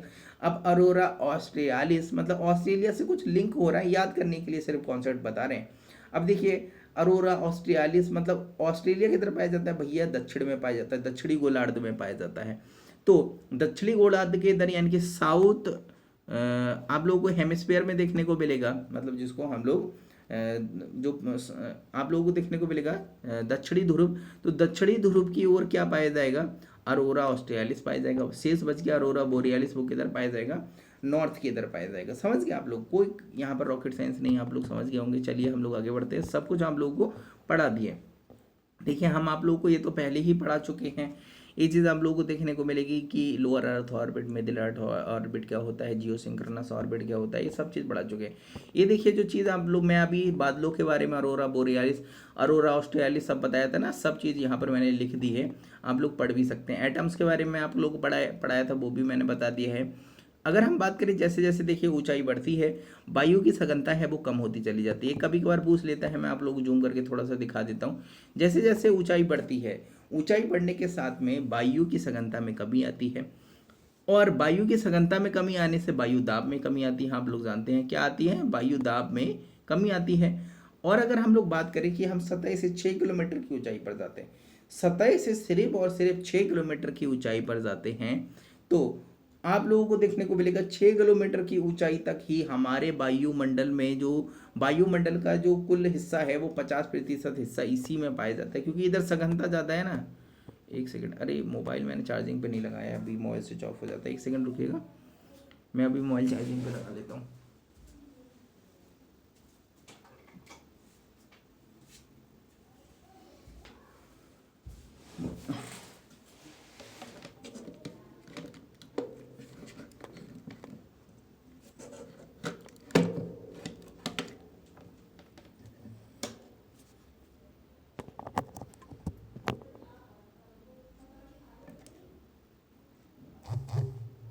चलिए अब मोबाइल चार्ज होने लगा होगा। देखिए अगर हम लोग बात करें यहाँ पर, देखिए सतह से 6 किलोमीटर की ऊंचाई तक हमारे वायुमंडल का 50% भाग पाया जाता है। और इसी तरह से सतह से 29 किलोमीटर की ऊंचाई, 2900 नहीं, सिर्फ 29 किलोमीटर की ऊंचाई तक आप लोगों को देखने को मिलेगा कि 97% जो भाग है वायुमंडल का वो इसी में पाया जाता है, क्योंकि नीचे की डेंसिटी बहुत है, सघनता बहुत है। जैसे जैसे ऊंचाई बढ़ती है सघनता कम होती चली जाती है। ओके, अगर हम लोग बात करें क्षोभ मंडल, तो क्षोभ मंडल में सारी चीज़ें आप लोगों को बता चुका हूँ। आप लोग यहाँ पर देखना चाहते हैं वो चीज़ देख सकते हैं।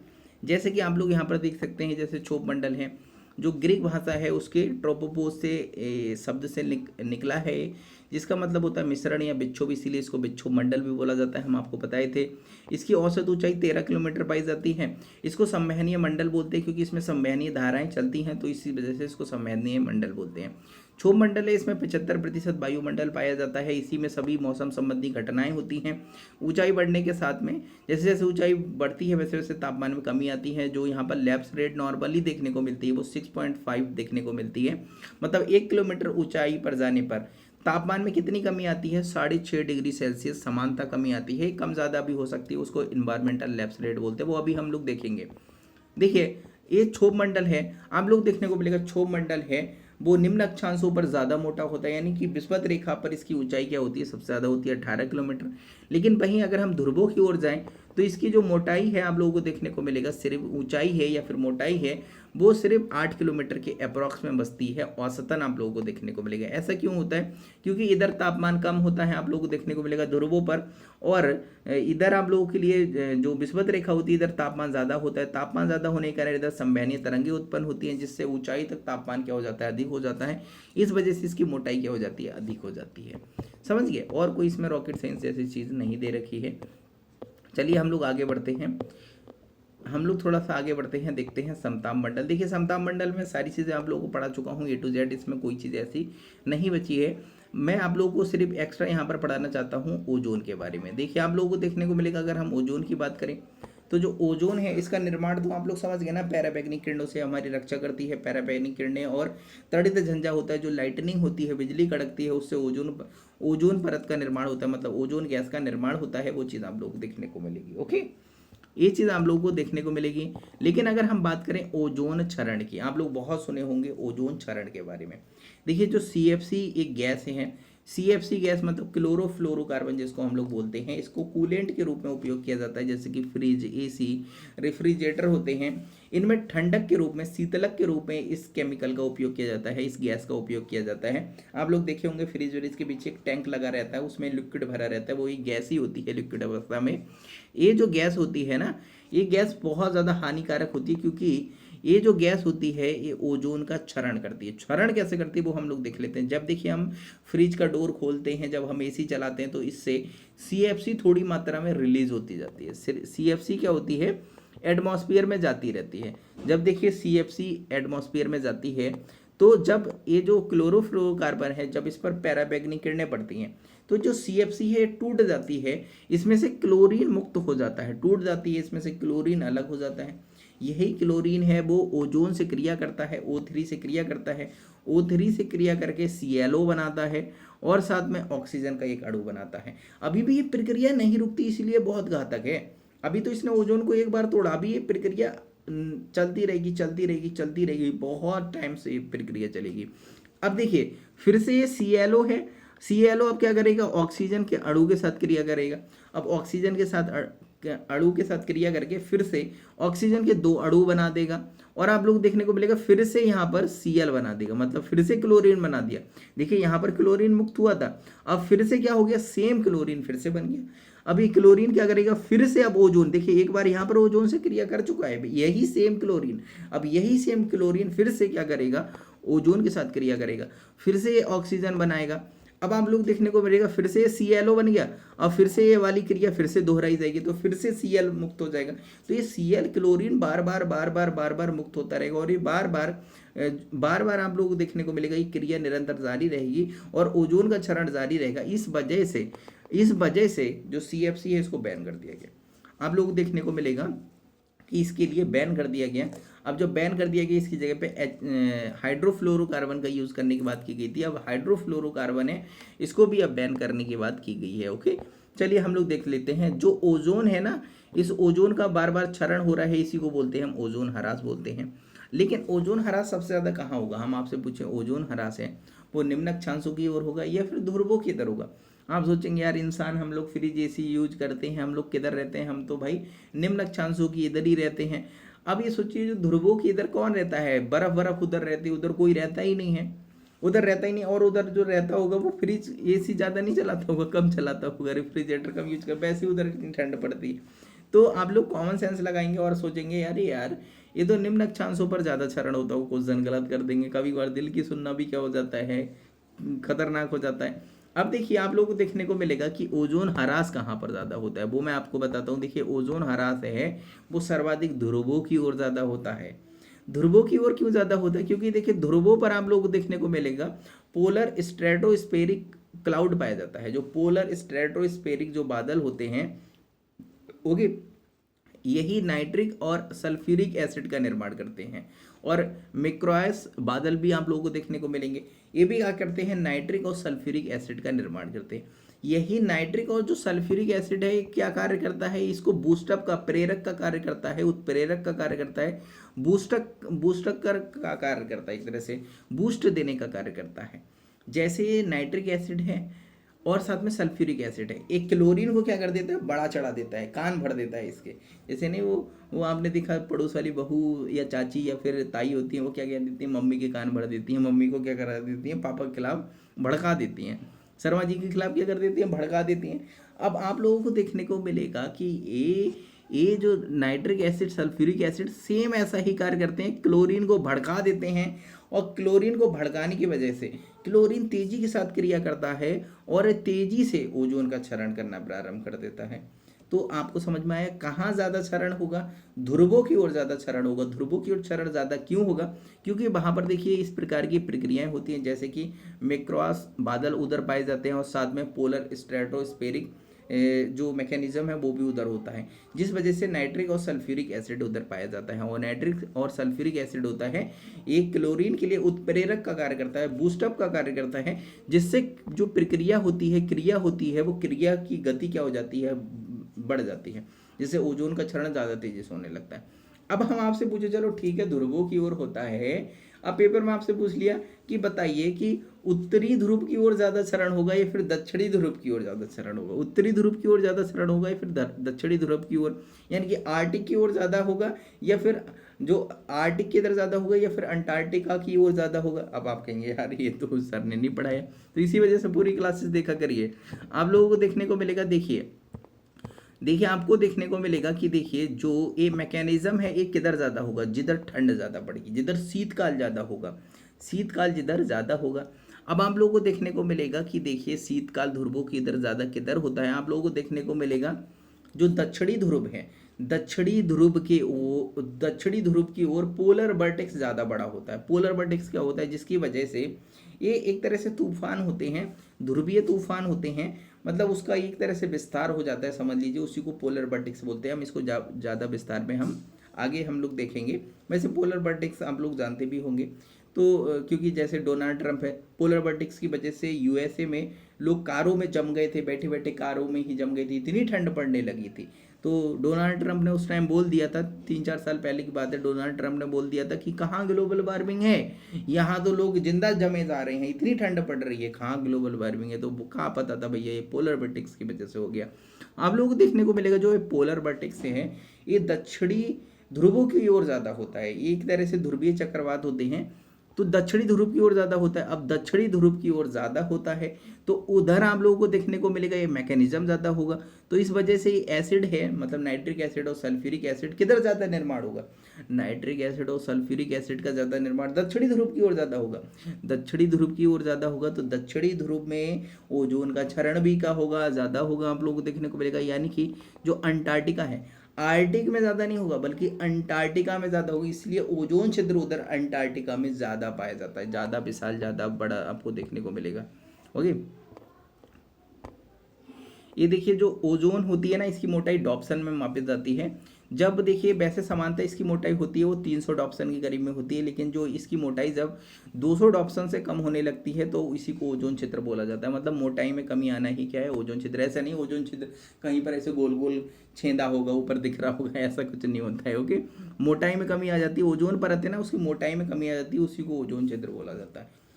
अगर हम लोग बात करें, अब ओजोन ओजोन ह्रास हो रहा है, इसको रोकने के लिए अंतर्राष्ट्रीय स्तर पर बहुत सारे इनिशिएटिव लिए गए।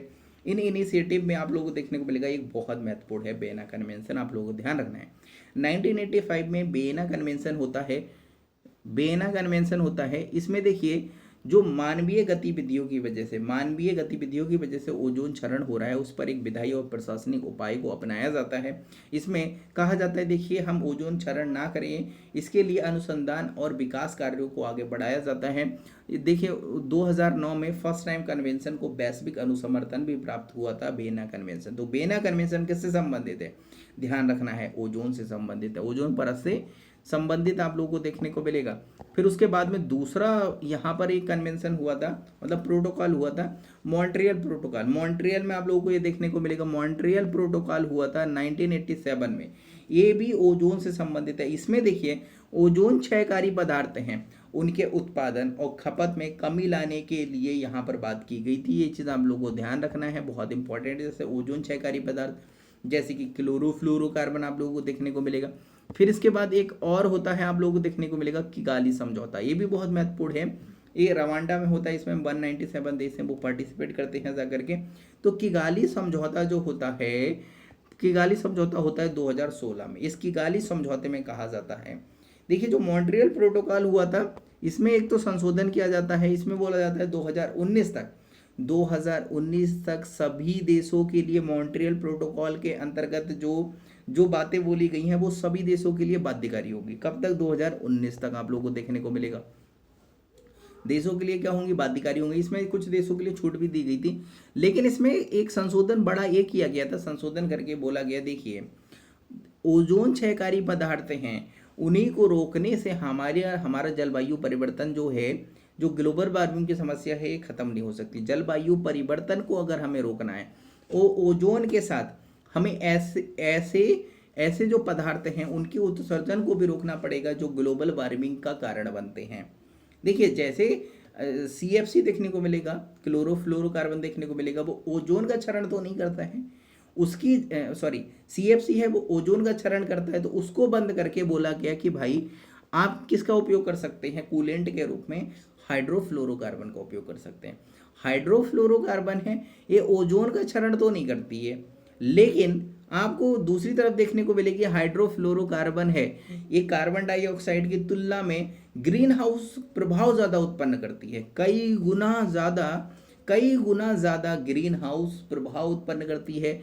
यानी कि एक तरफ ये ओजोन का क्षरण नहीं कर रही है हाइड्रोफ्लोरोकार्बन, लेकिन वहीं आपको देखने को मिलेगा दूसरी तरफ ये पृथ्वी का तापमान तेजी से बढ़ा रही। बोले कि यार एक समस्या इसने खत्म की, दूसरी समस्या इसने उत्पन्न कर दी, और ये तो कार्बन डाइऑक्साइड से कई गुना ज़्यादा खतरनाक है। बोले भैया अब इसको भी बंद किया जाए, तो बोला गया देखिए किगाली समझौते में कि देखिए ओजोन और साथ में जो ग्रीन हाउस गैस प्रभाव उत्पन्न करने वाली गैसेस हैं इनको भी इसमें शामिल किया जाए तो बहुत ज़्यादा प्रमुख बात देखने को मिलेगी। तो देखिए ये चीज़ आप लोगों को ध्यान रखना है।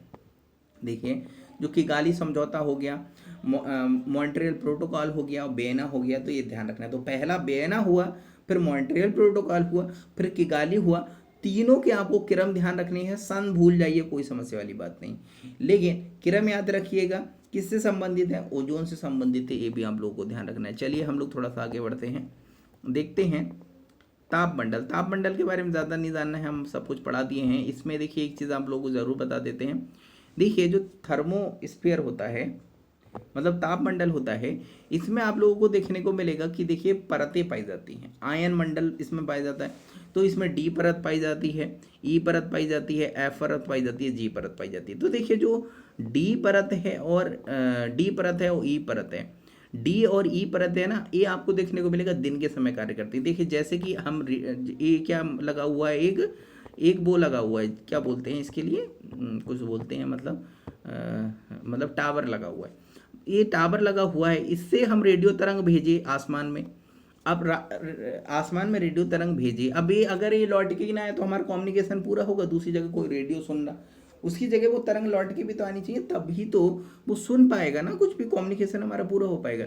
जब हम ये तरंग को भेजे तो लौट के भी आनी चाहिए, तो लौट डालने का कार्य कौन करती हैं?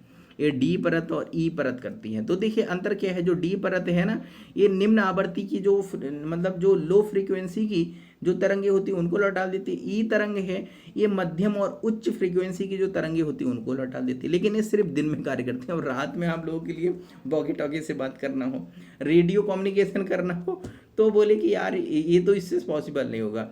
रात के समय क्या होगी, तो ये तो ऐसी चली जाएगी। तो यहाँ पर कार्य करती है एफ परत। एफ परत है ना, वो दिन में भी कार्य करती है, रात में भी कार्य करती है। वैसे हमने इसको उप विभाजन कर दिया, वो आप लोग पढ़ने की आवश्यकता नहीं है, बहुत डीप में हमने बता दिया है कि उप विभाजन करके इसको F1 F2 में डिवाइड किया जाता है।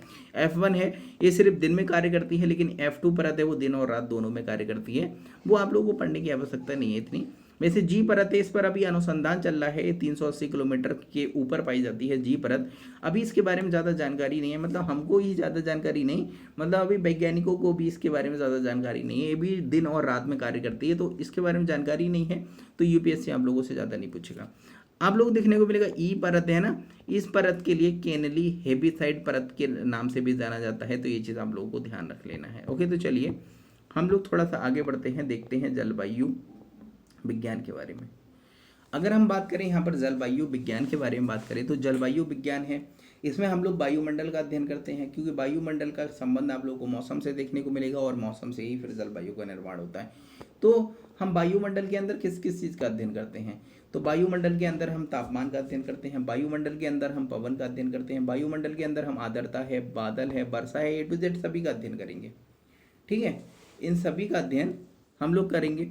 तो देखिए अगर हम बात करें तापमान, तो जो टेम्परेचर होता है, अगर हम आप लोगों से पूछे तापमान क्या है, तो सभी लोग टेम्परेचर की डेफिनेशन अलग अलग बताएंगे। जैसे अगर आप किसी साइंटिस्ट से पूछेंगे तो वो तापमान अलग बताएगा, अगर आप किसी जोग्राफर से पूछेंगे वो अलग बताएगा, किसी इन्वायरमेंटलिस्ट से पूछेंगे वो अलग बताएगा। जैसे साइंटिस्ट से पूछेंगे, भैया साइंस के स्टूडेंट से पूछेंगे ये तापमान क्या है, वो कहेगा कि टेम्परेचर है वो एक ऊष्मा का मापक है।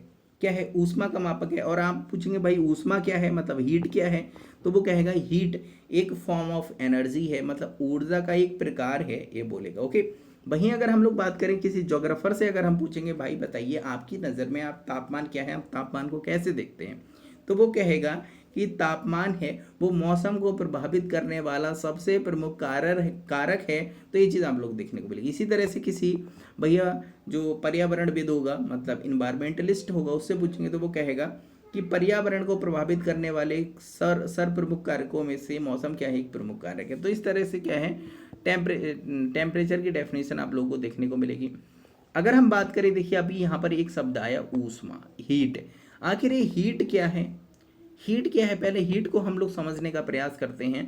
आप लोगों को यहाँ पर थोड़ा सा साइंस का भी रिवीजन हो जाएगा। आप लोगों को देखने को मिलेगा जो हीट है मतलब ऊष्मा है, तो ऊष्मा दो रूपों में हो सकती है। एक सेंसिबल हीट हो सकती है, मतलब संवेदनशील ऊष्मा हो सकती है। दूसरी गुप्त ऊष्मा हो सकती है। ओके, जो संवेदनशील ऊष्मा होती है उसको हम बोलते हैं सेंसिबल हीट बोलते हैं, जिसको हम छू सकते हैं, छू करके, जैसे कि मानते हैं ये है, अब इसको हम छुएं और छूने के बाद हमें पता चले यार ये तो गर्म है, यानी कि हमने छू करके महसूस किया क्या है, ये गर्म है। वैसे गुप्त ऊष्मा होती है, मतलब लेटेंट हीट होती है। लेटेंट हीट क्या होती है, गुप्त होती है। गुप्त का मतलब ही क्या होता है भाई, छुपी होना, जो हमें महसूस ना हो, तो उसको हम क्या बोलते हैं, लेटेंट हीट बोलते हैं। आप लोगों को देखने को मिलेगा सेंसिबल हीट की अगर हम लोग बात करें,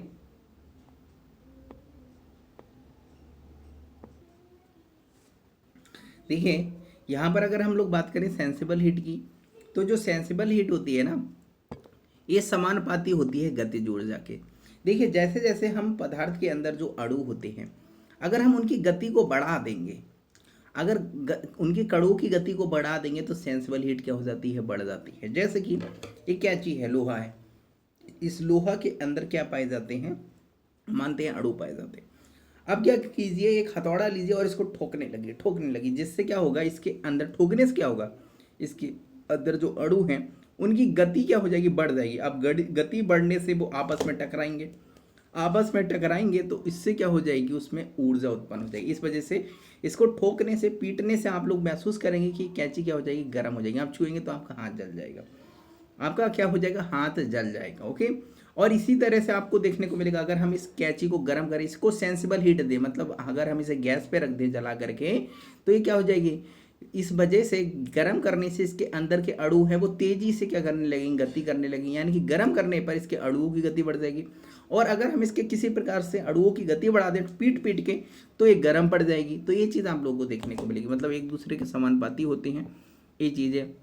देखिए आप लोग इस तरह से देख सकते हैं कि ठोस हैं, ठोस से हम किसी को तरल में, तरल से गैस में बदल सकते हैं, तो उसके अणु क्या होते हैं, इस तरह से एक दूसरे से दूर चले जाते हैं।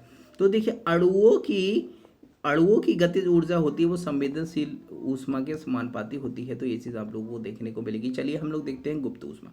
गुप्त ऊष्मा क्या होती है, जो गुप्त होती है भाई, गुप्त ऊष्मा जैसे कि आप लोगों को देखने को मिलेगा, दो अणुओं, कोई पदार्थ है उसमें हम दो अणुओं के बीच की दूरी हम बढ़ा, दो अणुओं के बीच की दूरी अगर हम बढ़ाना चाहें तो हमें जितनी ऊर्जा की आवश्यकता पड़ेगी, जितनी ऊर्जा की आवश्यकता पड़ेगी वो ऊर्जा उसके अंदर क्या हो जाएगी, संग्रहित हो जाएगी। तो आपको उसी को हम क्या बोलते हैं, गुप्त ऊष्मा बोलते हैं। उसी को क्या बोलते हैं, गुप्त ऊष्मा बोलते हैं। जैसे मानते हैं जल होता है, जब वो लिक्विड अवस्था में होता है तो इतनी दूर दूर उसके अणु होते हैं, मानते इतने दूर दूर अणु होते हैं। लेकिन जब वो गैसीय अवस्था में होता है, जब हम उसको वाष्प में परिवर्तित करना चाहते हैं, तो उसके अणुओं के बीच की दूरी कितनी हो जाती है, इतनी इतनी हो जाती है। फॉर एग्जाम्पल अब देखिए यहाँ पर अणुओं के बीच की दूरी की क्या है, इतनी इतनी आप लोगों को देखने को मिलेगी। अणुओं के बीच की दूरी क्या है, इतनी। यानी कि अब हमें जल है, जल में अणुओं के बीच की दूरी कम होगी, अब हमें इनकी अणुओं के बीच की दूरी बढ़ा करके इतनी करनी है, तभी ये वाष्प में बदल जाएगा। अब देखिए इतनी इनकी अणुओं के बीच की दूरी है और इसको इतना करना है, तो इसके लिए हमें ऊर्जा की आवश्यकता पड़ेगी। मानते हैं 10 कैलोरी ऊर्जा की आवश्यकता पड़ी और 10 कैलोरी ऊर्जा इसमें समाहित हो गई। यही ऊर्जा क्या है, इनके बीच की दूरी को बढ़ा दी। इसी को क्या बोलेंगे हम, गुप्त ऊष्मा बोलेंगे। ओके, इसी को क्या बोलेंगे, गुप्त ऊष्मा बोलेंगे। देखिए यहाँ पर लिखा भी है, दो अणुओं के बीच की दूरी बढ़ाने के लिए जो ऊर्जा की हमें आवश्यकता पड़ती है उसी को हम क्या बोलते हैं, लेटेंट हीट बोलते हैं। ओके, गुप्त ऊष्मा बोलते हैं। तो देखिए ये चीज़ देखने को मिलेगी। अगर हम आपसे बोलें गुप्त ऊष्मा, बताइए वाष्प के अंदर गुप्त ऊष्मा ज़्यादा होगी या जल के अंदर गुप्त ऊष्मा ज़्यादा होगी, तो जाहिर सी बात है वाष्प के अंदर। गुप्त ऊष्मा क्या होती है, ज़्यादा होती है। तो ये चीज़ देखने को मिलेगी। चलिए हम लोग थोड़ा सा आगे बढ़ते हैं। जैसे कि देखिए आप लोगों को देखने को मिलेगा इधर अवस्था परिवर्तन दिखाई गया है।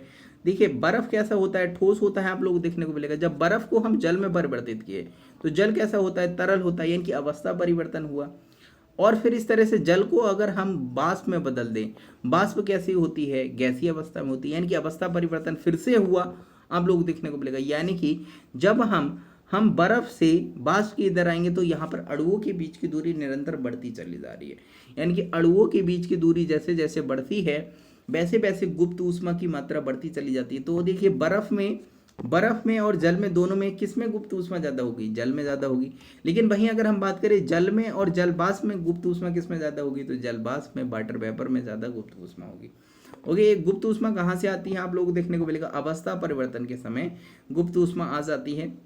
जैसे देखिए जब हम संवेदनशील ऊष्मा किसी को देते हैं, जैसे जल है, जल के नीचे हम गैस जलाए, जल के नीचे गैस जलाए और गैस जलाने से क्या हुआ, संवेदनशील ऊष्मा है वो पानी के अंदर गई, पानी के अंदर संवेदनशील ऊष्मा गई और जिससे वो पानी के अणुओं के बीच की दूरी बढ़ा दी, जिससे वो क्या हो गया, वो वाष्प में बदल गया, वाष्प में बदल गया। अवस्था परिवर्तन के समय वो वाष्प में बदल गया, यानी कि गुप्त ऊष्मा में परिवर्तित हो गई। सेंसिबल हीट, सेंसिबल हीट किस में परिवर्तित हो गई, गुप्त ऊष्मा में परिवर्तित हो गई। अब देखिए जो वाष्प है, जब उसमें संघनन की प्रक्रिया होती है, वाष्प में जब संघनन की प्रक्रिया होती है तो वो जल के रूप में या फिर हीम के रूप में बदलती है, तो फिर से अवस्था परिवर्तन हुआ। तो वाष्प के अंदर तो गुप्त ऊष्मा थी ना, वो गुप्त ऊष्मा निकलेगी फिर से किस रूप में, सेंसिबल हीट के रूप में, संवेदनशील ऊष्मा के रूप में। संवेदनशील ऊष्मा का मतलब क्या, जिसको हम छू करके बता सकें, टच करके बता सकें। जैसे गरम गरम नहीं समझ में आ रहा, गरम गरम कुकर पकड़ के देखिए, गरम लगेगा, सेंस करेंगे, अरे बाप रे हाथ जल गया। ओके, तो वो चीज़ आप लोगों को देखने को मिलेगा, और कोई रॉकेट साइंस नहीं है। चलिए ये दोबारा से पेज ऐड कर दिए थे, दोबारा से पेज ऐड हो गया गलती से। चलिए हम लोग आगे बढ़ते हैं। देखिए अब हम इसको अप्लाई करके देखते हैं भाई, हम रियल लाइफ में अप्लाई करके देखते हैं कि भाई ये सेंसिबल हीट जो संवेदनशील ऊष्मा है ये गुप्त ऊष्मा में कैसे बदलती है। तो देखिए आप लोगों को देखने को मिलेगा सूर्य देवता हैं वो प्रसन्न हो जाते हैं, तो शॉर्ट वेव रेडिएशन के रूप में यहाँ पर तरंगे हैं वो देते हैं, आप लोगों को देखने को मिलेगा। ओके, देखिए शॉर्ट वेव रेड, अरे मैंने वीडियो स्टार्ट कर दी कि नहीं स्टार्ट कर दी, मैं अभी बीच में रोका था, दीदी आगे दे दो, चल रही है। आप लोगों को देखने को मिलेगा कि यहाँ पर जो शॉर्ट वेव रेडिएशन की अगर हम लोग बात करें तो शॉर्ट वेव रेडिएशन, सूर्य से प्रकाश आता है शॉर्ट वेव रेडिएशन के माध्यम से और जल की सतह पर गिरता है, तो जल की सतह का तापमान क्या हो जाता है, बढ़ जाता है, जल की सतह का तापमान बढ़ जाता है, यानी कि सेंसिबल हीट मिली। अब ये जो सेंसिबल हीट है, जल की सतह का तापमान बढ़ गया तो जल है वो हल्के हल्के वाष्प में बदलेगा, जल है वो वाष्प में बदलेगा और वाष्प के अंदर क्या आ जाएगी, लेटेंट हीट आ जाएगी। तो ये चीज़ आप लोगों को देखने को मिलेगी, यही क्या कहलाता है, वाष्पीकरण का कहलाता है। जल का वाष्प के रूप में बदलना, इसी प्रक्रिया को बोलते हैं वाष्पीकरण बोलते हैं। और वाष्पीकरण प्रक्रिया के दौरान संवेदनशील ऊष्मा थी वो किस में बदल जाती है, गुप्त ऊष्मा में बदल जाती है। बहुत ही सिंपल चीज़ देखने को मिलेगी। इसी तरह से देखिए एक और प्रक्रिया हम अप्लाई करके देखते हैं रियल लाइफ में। अब क्या है, अब भैया वाष्प आसमान में पहुंच गई थी, अब आसमान में पहुंच गई तो उसमें क्या होती है, संघनन की प्रक्रिया होती है।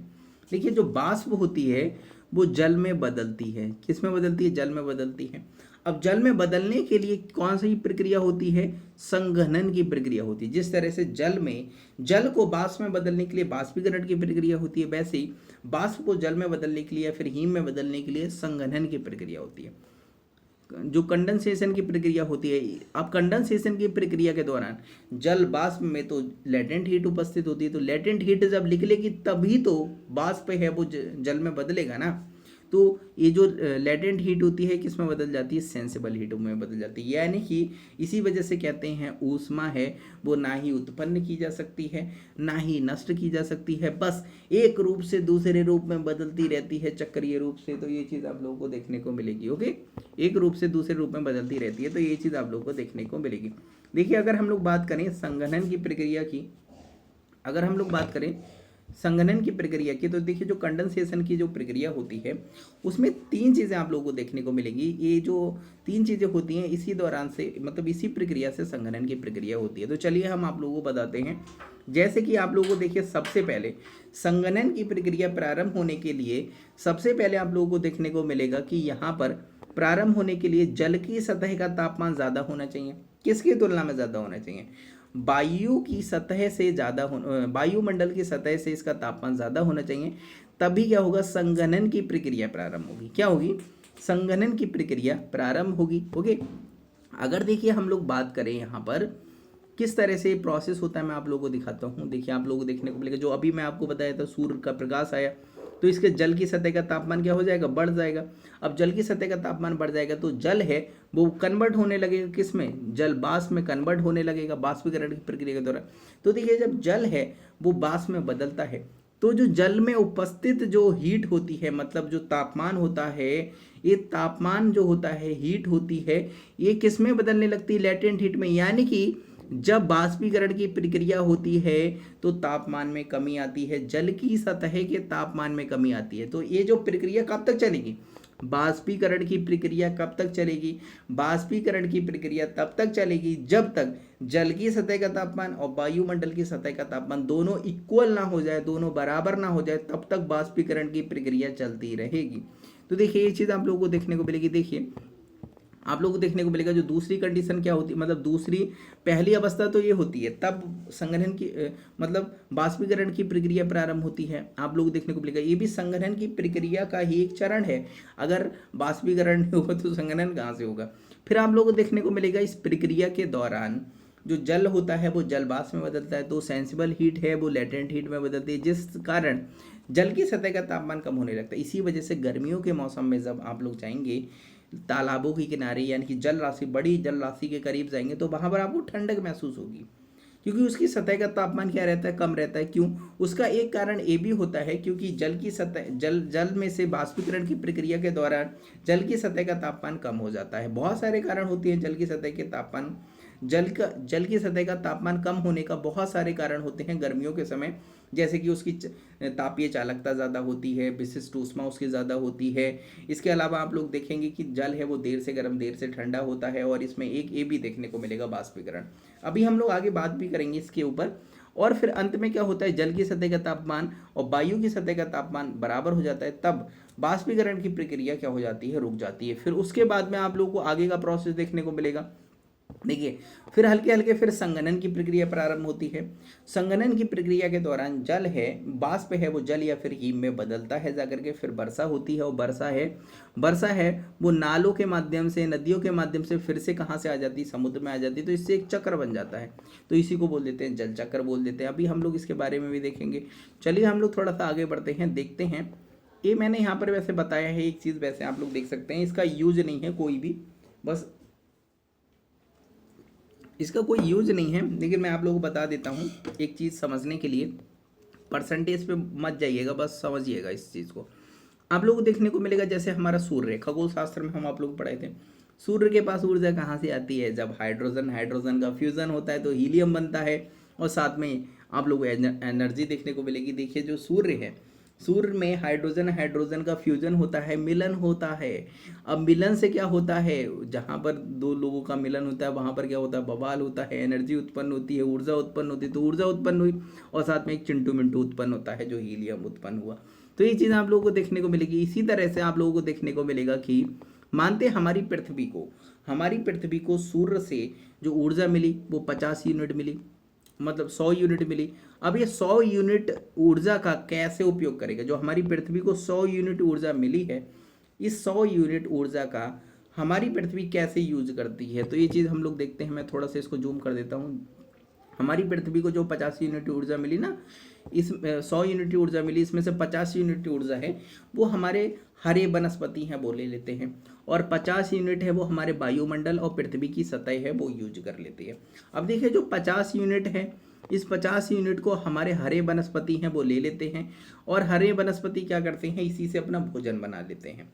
जैसे वो कार्बन डाइऑक्साइड लेते हैं, जड़ों से पानी ले लेते हैं, और फिर वो ग्लूकोज बना लेते हैं, और जल है वो मुक्त कर देते हैं सौर प्रकाश से। ये इसी प्रक्रिया को हम क्या बोलते हैं, प्रकाश संश्लेषण, फोटोसिंथेसिस प्रोसेस हम लोग बोलते हैं। देखिए जो फोटोसिंथेसिस प्रोसेस होता है, इस दौरान क्या होता है, जो सौर ऊर्जा होती है, सौर ऊर्जा परिवर्तित हो जाती है किसमें, जैव रासायनिक ऊर्जा में परिवर्तित हो जाती है। यानी कि सौर ऊर्जा जैव रासायनिक ऊर्जा में परिवर्तित हो गई। इस वजह से इस जो 50 यूनिट है, इससे तो तापमान बढ़ता ही नहीं, पृथ्वी का तापमान बढ़ता ही नहीं, क्योंकि जो ये ऊर्जा थी ये तो जैव रासायनिक ऊर्जा में बदल गई। जैव रासायनिक ऊर्जा में जब बदल गई तो इससे तापमान पृथ्वी का नहीं बढ़ता। इसीलिए कहते हैं अगर हमें पृथ्वी का तापमान कम रखना है, ग्लोबल वार्मिंग के प्रभाव को कम करना है, तो सबसे अच्छा एक उपाय क्या हो सकता है, हम ज़्यादा से ज़्यादा मात्रा में पेड़ पौधों को लगाए, तो हमारी प्रकाश जो आएगा, वो क्या कर देगा कि उसी सौर विकिरण जो आएगा, उस सौर विकिरण को वो जैव रासायनिक ऊर्जा में बदल करके हमारी पृथ्वी को गर्म होने से रोकेगा। तो पेड़ पौधे ज़्यादा से ज़्यादा लगाइए। और भी बहुत सारी उपाय हैं, जैसे कि हम लोग टेक्नोलॉजी को थोड़ा सा हाई करें, ऊर्जा दक्षता को बढ़ाएं, तो वो सारी चीज़ें हैं। इसके अलावा जो 50 यूनिट है, ये 50 यूनिट है हमारे वायुमंडल और पृथ्वी की सतह के द्वारा अवशोषित कर लिया जाता है। इसी 50 यूनिट की वजह से हमारी पृथ्वी का तापमान बढ़ता है। तो एक एग्जाम्पल के लिए हम यहाँ पर आप लोगों को बताए थे। चलिए हम लोग बात करते हैं जो ऊष्मा के स्थानांतरण की विधि। ओके, ऊष्मा के स्थानांतरण की विधि। आज हम खाना नहीं खाए थे। हाँ, दीदी मस्त एकदम चाय बना के लेके आई हैं। आप लोगों को देखने को मिलेगा कि ऊष्मा के स्थानांतरण की विधि की बात करें तो दीदी आ जाती है तो हमको थोड़ा सा फ़ायदा हो जाता है, काम उम नहीं करने पड़ता है। और दीदी चली जाती है तो बहुत काम करना पड़ता है। जब मतलब हमारा भांजा है उसकी छुट्टी पड़ जाती है तो दीदी अपने मायके चली जाती हैं, मायके नहीं ससुरे सॉरी चली जाती है, अपने घर चली जाती है। देखो कचौड़ी भी लेकर के आई हैं, लगता है घर से हम भी थोड़ा सा खा लेते हैं, आप लोग भी थोड़ा सा खाते रहिएगा। क्लासेस बहुत लंबी होती है बीच बीच में।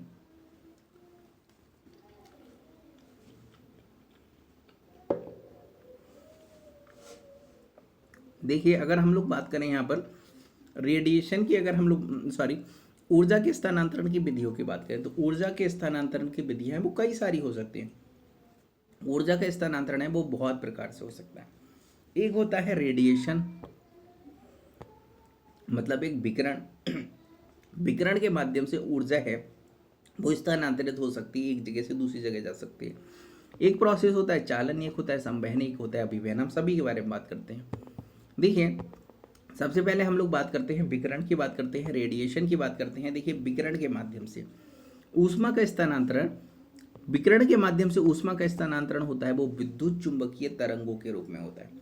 विद्युत चुंबकीय तरंगों के माध्यम से होता है। ये विद्युत चुंबकीय तरंगे क्या होती है, इसके लिए माध्यम की आवश्यकता नहीं होती। देखिए अगर हम बात करें तरंग की बात करें, अगर हम बात करें वेव की बात करें, किसकी, वेव की बात करें, तो देखिए जो वेव होती है, वेव के माध्यम से ऊर्जा का स्थानांतरण दो रूपों में हो सकता है। या तो विद्युत चुंबकीय तरंगों के रूप में, हम इसको दो भागों में बांट सकते हैं। देखिए जो ये तरंगे हैं ये विद्युत चुंबकीय तरंगे हो सकती हैं या फिर ये यांत्रिक तरंगे हो सकती हैं। तो देखिए विद्युत चुंबकीय तरंगों के लिए माध्यम की आवश्यकता नहीं पड़ती, मीडियम की आवश्यकता नहीं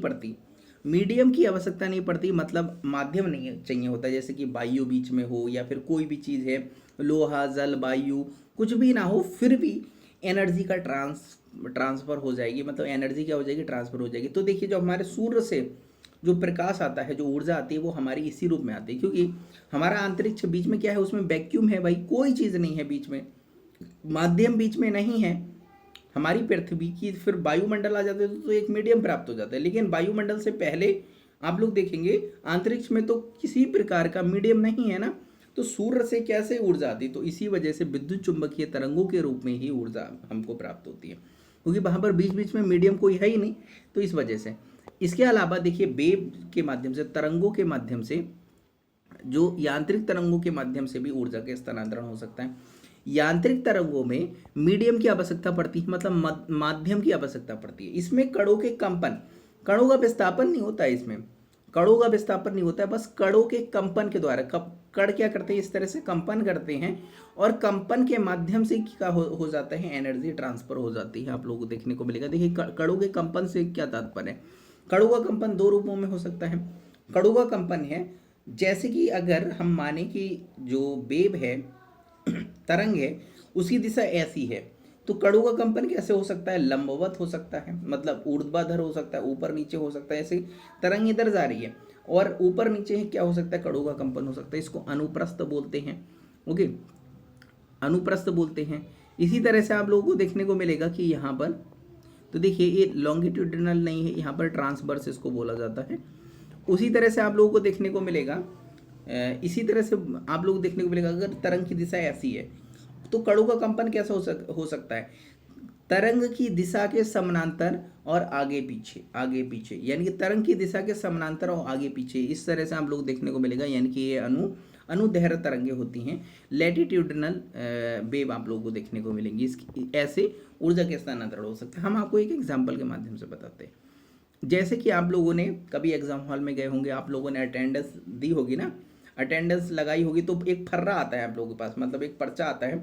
वो पर्चा पे आप साइन करते हैं और आप क्या कर देते हैं, आप अपने पीछे वाले को ऐसे क्या कर देते हैं, ट्रांसफर कर देते हैं। पीछे वाला भी साइन कर देता है, वो भी ऐसे ट्रांसफर कर देता है। फिर पीछे वाला, कोई बंदा उठा नहीं अपनी जगह से, कोई बंदा अपनी जगह से उठा नहीं, बस क्या किया, थोड़ा सा हिला, यानी कि कंपन किया, ऐसे ऐसे सब हिल रहे हैं और इसी से वो पेज क्या होता जा रहा है, पीछे ट्रांसफर होता जा रहा है। पेज समझ लीजिए क्या है, एक ऊर्जा है। और वो चीज़ कहाँ हो गई, वो पीछे पहुंच गई, तो ये यही क्या है, कणों के कंपन के माध्यम से ऊर्जा का स्थानांतरण हो जाता है। समझ गए आप लोग, ऊर्जा का स्थानांतरण हो जाता है, यानी कि आप उठे नहीं लेकिन वो एकदम पीछे पहुंच गई, आप ऐसे ऐसे ऐसे ऐसे देते चले गए। तो ये चीज़ आप लोगों को देखने को मिलेगी, यही क्या है, कणों के कंपन के माध्यम से ऊर्जा का स्थानांतरण है। और एक विधि होती है चालन विधि। आप लोगों ने कंडेंसन कुकर भी होता है ना, कंडेंसन बोलते हैं, क्या बोलते हैं उसके लिए, जिस पर लाइट वाला सिस्टम होता है, उस पर खाना बना लेते हैं। तो देखिए आप लोगों को देखने को मिलेगा कि चालन विधि के माध्यम से उसमें चालन विधि के माध्यम से हम लोग चाय बना लेते हैं, कॉफ़ी बना लेते हैं और खाना भी बना लेते हैं, दाल भी बना लेते हैं, सब कुछ बना लेते हैं, रोटी वोटी भी सीख लेते हैं। वो चीज़ देखने को मिलेगी। चालन क्या होता है, चालन में कणों के विस्थापन की अनुपस्थिति रहती है, मतलब कणों का विस्थापन नहीं होता है, उसकी अनुपस्थिति रहती है। आप लोग देखने को मिलेगा यहाँ पर संपर्क विधि के द्वारा, छूने के द्वारा यहाँ पर ऊर्जा का स्थानांतरण होता है। जैसे कि हम आपको बताते हैं, जैसे कि ये क्या है, रॉड गर्म है, मतलब ये कैंची क्या है, गर्म है।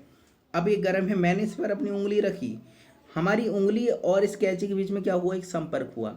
अब जो एक कैंची का तापमान ज़्यादा है तो इससे ऊर्जा कहाँ चली जाएगी, हमारी उंगली में चली जाएगी, तो ये क्या हुआ, संपर्क विधि के द्वारा ऊर्जा का स्थानांतरण हुआ। दूसरा बताते हैं, कफ है, इसमें चाय है, वास्तव में चाय है तो ये गर्म है। अब देखिए गर्म है, अब हमने इस कप को पकड़ा, अब हमारी उंगली क्या पड़ने लगी, गर्म पड़ने लगी। कैसे गर्म पड़ने लगी, चालन के द्वारा गर्म पड़ने लगी। आहा, उंगली क्या हो गई, गर्म पड़ गई हमारी। तो एक उंगली क्यों गर्म हो गई, क्योंकि उंगली इसलिए गर्म हो गई क्योंकि हमारी उंगली से संपर्क की। यहाँ पर किसी भी प्रकार के कणों का विस्थापन हुआ नहीं हुआ। आप लोग देखने को मिलेगा संपर्क विधि के द्वारा ऊर्जा का स्थानांतरण होता है, तो उसको हम बोलते हैं चालन बोलते हैं। और एक आप लोगों को देखने को मिलेगा, एक होता है इसमें कणों का विस्थापन होता है, और कणों के विस्थापन की वजह से ऊर्जा का स्थानांतरण हो जाता है। जैसे कि मानते हैं, अब क्या हो, जो हम आपको साइन वाला एग्जाम्पल समझाए थे ना, अब क्या हो, जैसे वो जो भी सीट है वो आपकी मैडम है, वो उठाई और उठा करके एकदम पीछे वाले बच्चे के पास ले गई, यानी कि मैडम उसको ली और लेकर के एकदम पीछे वाले के पास में गई, अपने साथ में लेकर के गई। तो आपको देखने को मिलेगा, इसी को हम क्या बोलते हैं, समवहन या फिर अभिवहन बोलते हैं। फर्क इतना ही होता है, बस छोटा सा एक फर्क होता है। इसमें क्या होता है, कणों का विस्थापन होता है। अब जैसे वायु होती है, एक गर्म वायु या फिर ठंडी वायु है, वो एक स्थान से दूसरे स्थान पर आ जाए तो ऊर्जा का स्थानांतरण हो जाएगा ना। फर्क इतना है संवहन और अभिवहन में। देखिए जो संवहन होता है वो ऊर्ध्वाधर होता है, मतलब ऊपर नीचे होता है।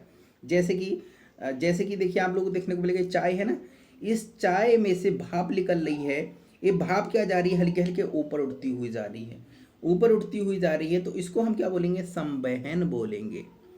और अभिवहन क्या हो, अभिवहन आप लोगों को देखने को मिलेगा, जो क्षैतिज दिशा में अगर इस तरह से विस्थापन हो, क्षैतिज दिशा में अगर स्थानांतरण हो, तब हम उसको क्या बोलेंगे, अभिवहन बोलेंगे। जैसे कूलर क्या होता है, कूलर से हवा क्या आती है, हमारे ऊपर आती है क्षैतिज दिशा में, तो उससे ऊर्जा का स्थानांतरण हुआ, ठंडी ठंडी हवा आ रही है, वाह वाह मज़ा आ रहा है, तो वो अभिवहन आप लोगों को देखने को मिलेगा। चलिए हम लोग थोड़ा सा आगे बढ़ते हैं, समझ गए आप लोग, तो कोई रॉकेट साइंस नहीं। अच्छा, यहाँ पर आप लोग देखने को मिलेगा एक तरंग दैर्घ्य क्या होती है, देखिए जैसे एक देखिए जो तरंग है जब वो कंपन करती है तो आप लोगों को देखने को मिलेगा इस तरह से, जो ये दूरी होती है एक कंपन के बीच की जो दूरी होती है उसको हम क्या बोलते हैं, तरंग दैर्घ्य बोलते हैं। और फ्रीक्वेंसी क्या होती है, एक सेकंड में जो कण है वो कितनी बार कंपन कर दिया। जैसे एक सेकंड में अगर कण है वो एक बार कंपन किया तो हम बोलेंगे फ्रीक्वेंसी क्या है, एक है। अगर एक सेकंड में वो 10 बार कंपन कर दिया तो हम क्या बोलेंगे, फ्रीक्वेंसी क्या है, 10 है। अगर एक सेकंड में 1000 बार कंपन कर दिया तो हम क्या बोलेंगे, फ्रीक्वेंसी क्या है, 1000 है। तो आप लोग देखने को मिलेगा तरंगों के अंदर जो कंपन होता है वो क्या होती है, आप लोगों को फ्रीक्वेंसी देखने को मिलेगी एक सेकंड के अंदर अगर कंपनों की संख्या की बात करें। और अगर हम दूरी की बात करें तो हम उसको क्या बोलते हैं, तरंग दैर्घ्य बोल देते हैं। समझ गए आप लोग। तो चलिए देखिए, जैसे जैसे फ्रीक्वेंसी है बढ़ती है, फ्रीक्वेंसी का मतलब क्या है, एक सेकंड में कंपनों की संख्या अगर बढ़ती है तो उस तरंग की प्रतिभेदन क्षमता बढ़ जाती है। क्या होती है, प्रतिभेदन क्षमता, भेदन क्षमता होती है, प्रतिभेदन क्षमता होती है, वो बढ़ जाती है और ऊर्जा भी उसके अंदर बढ़ जाती है। तो आप लोगों को देखने को मिलेगा, देखिए इलेक्ट्रोमैग्नेटिक स्पेक्ट्रम के बारे में बात करें तो आपको देखने को मिलेगा ये इलेक्ट्रोमैग्नेटिक स्पेक्ट्रम आप लोग 6 क्लासेस को पढ़ते चले आ रहे होंगे। आप लोग बता देते हैं। देखिए जैसे कि आप लोग देखने को मिलेगा, जब एनर्जी है, एनर्जी जब कन्वर्ट, मैटर जब कन्वर्ट होता है एनर्जी में, जैसे एनर्जी, जैसे कि सूर्य में मैटर है वही तो एनर्जी में कन्वर्ट हो रहा है। मैटर मतलब हाइड्रोजन है, उसका फ्यूजन होता है, फिर वो किस में कन्वर्ट हो जाता है, ऊर्जा में कन्वर्ट हो जाता है। जब मैटर ऊर्जा में कन्वर्ट होता है तो जो ऊर्जा निकलती है उसके अंदर से, तो वो ऊर्जा निकलती है शॉर्ट वेव रेडिएशन के रूप में निकलती है, लघु तरंग विकिरण के रूप में निकलती है। लेकिन वही ऊर्जा अवशोषित कर ली जाती है किसी के माध्यम से।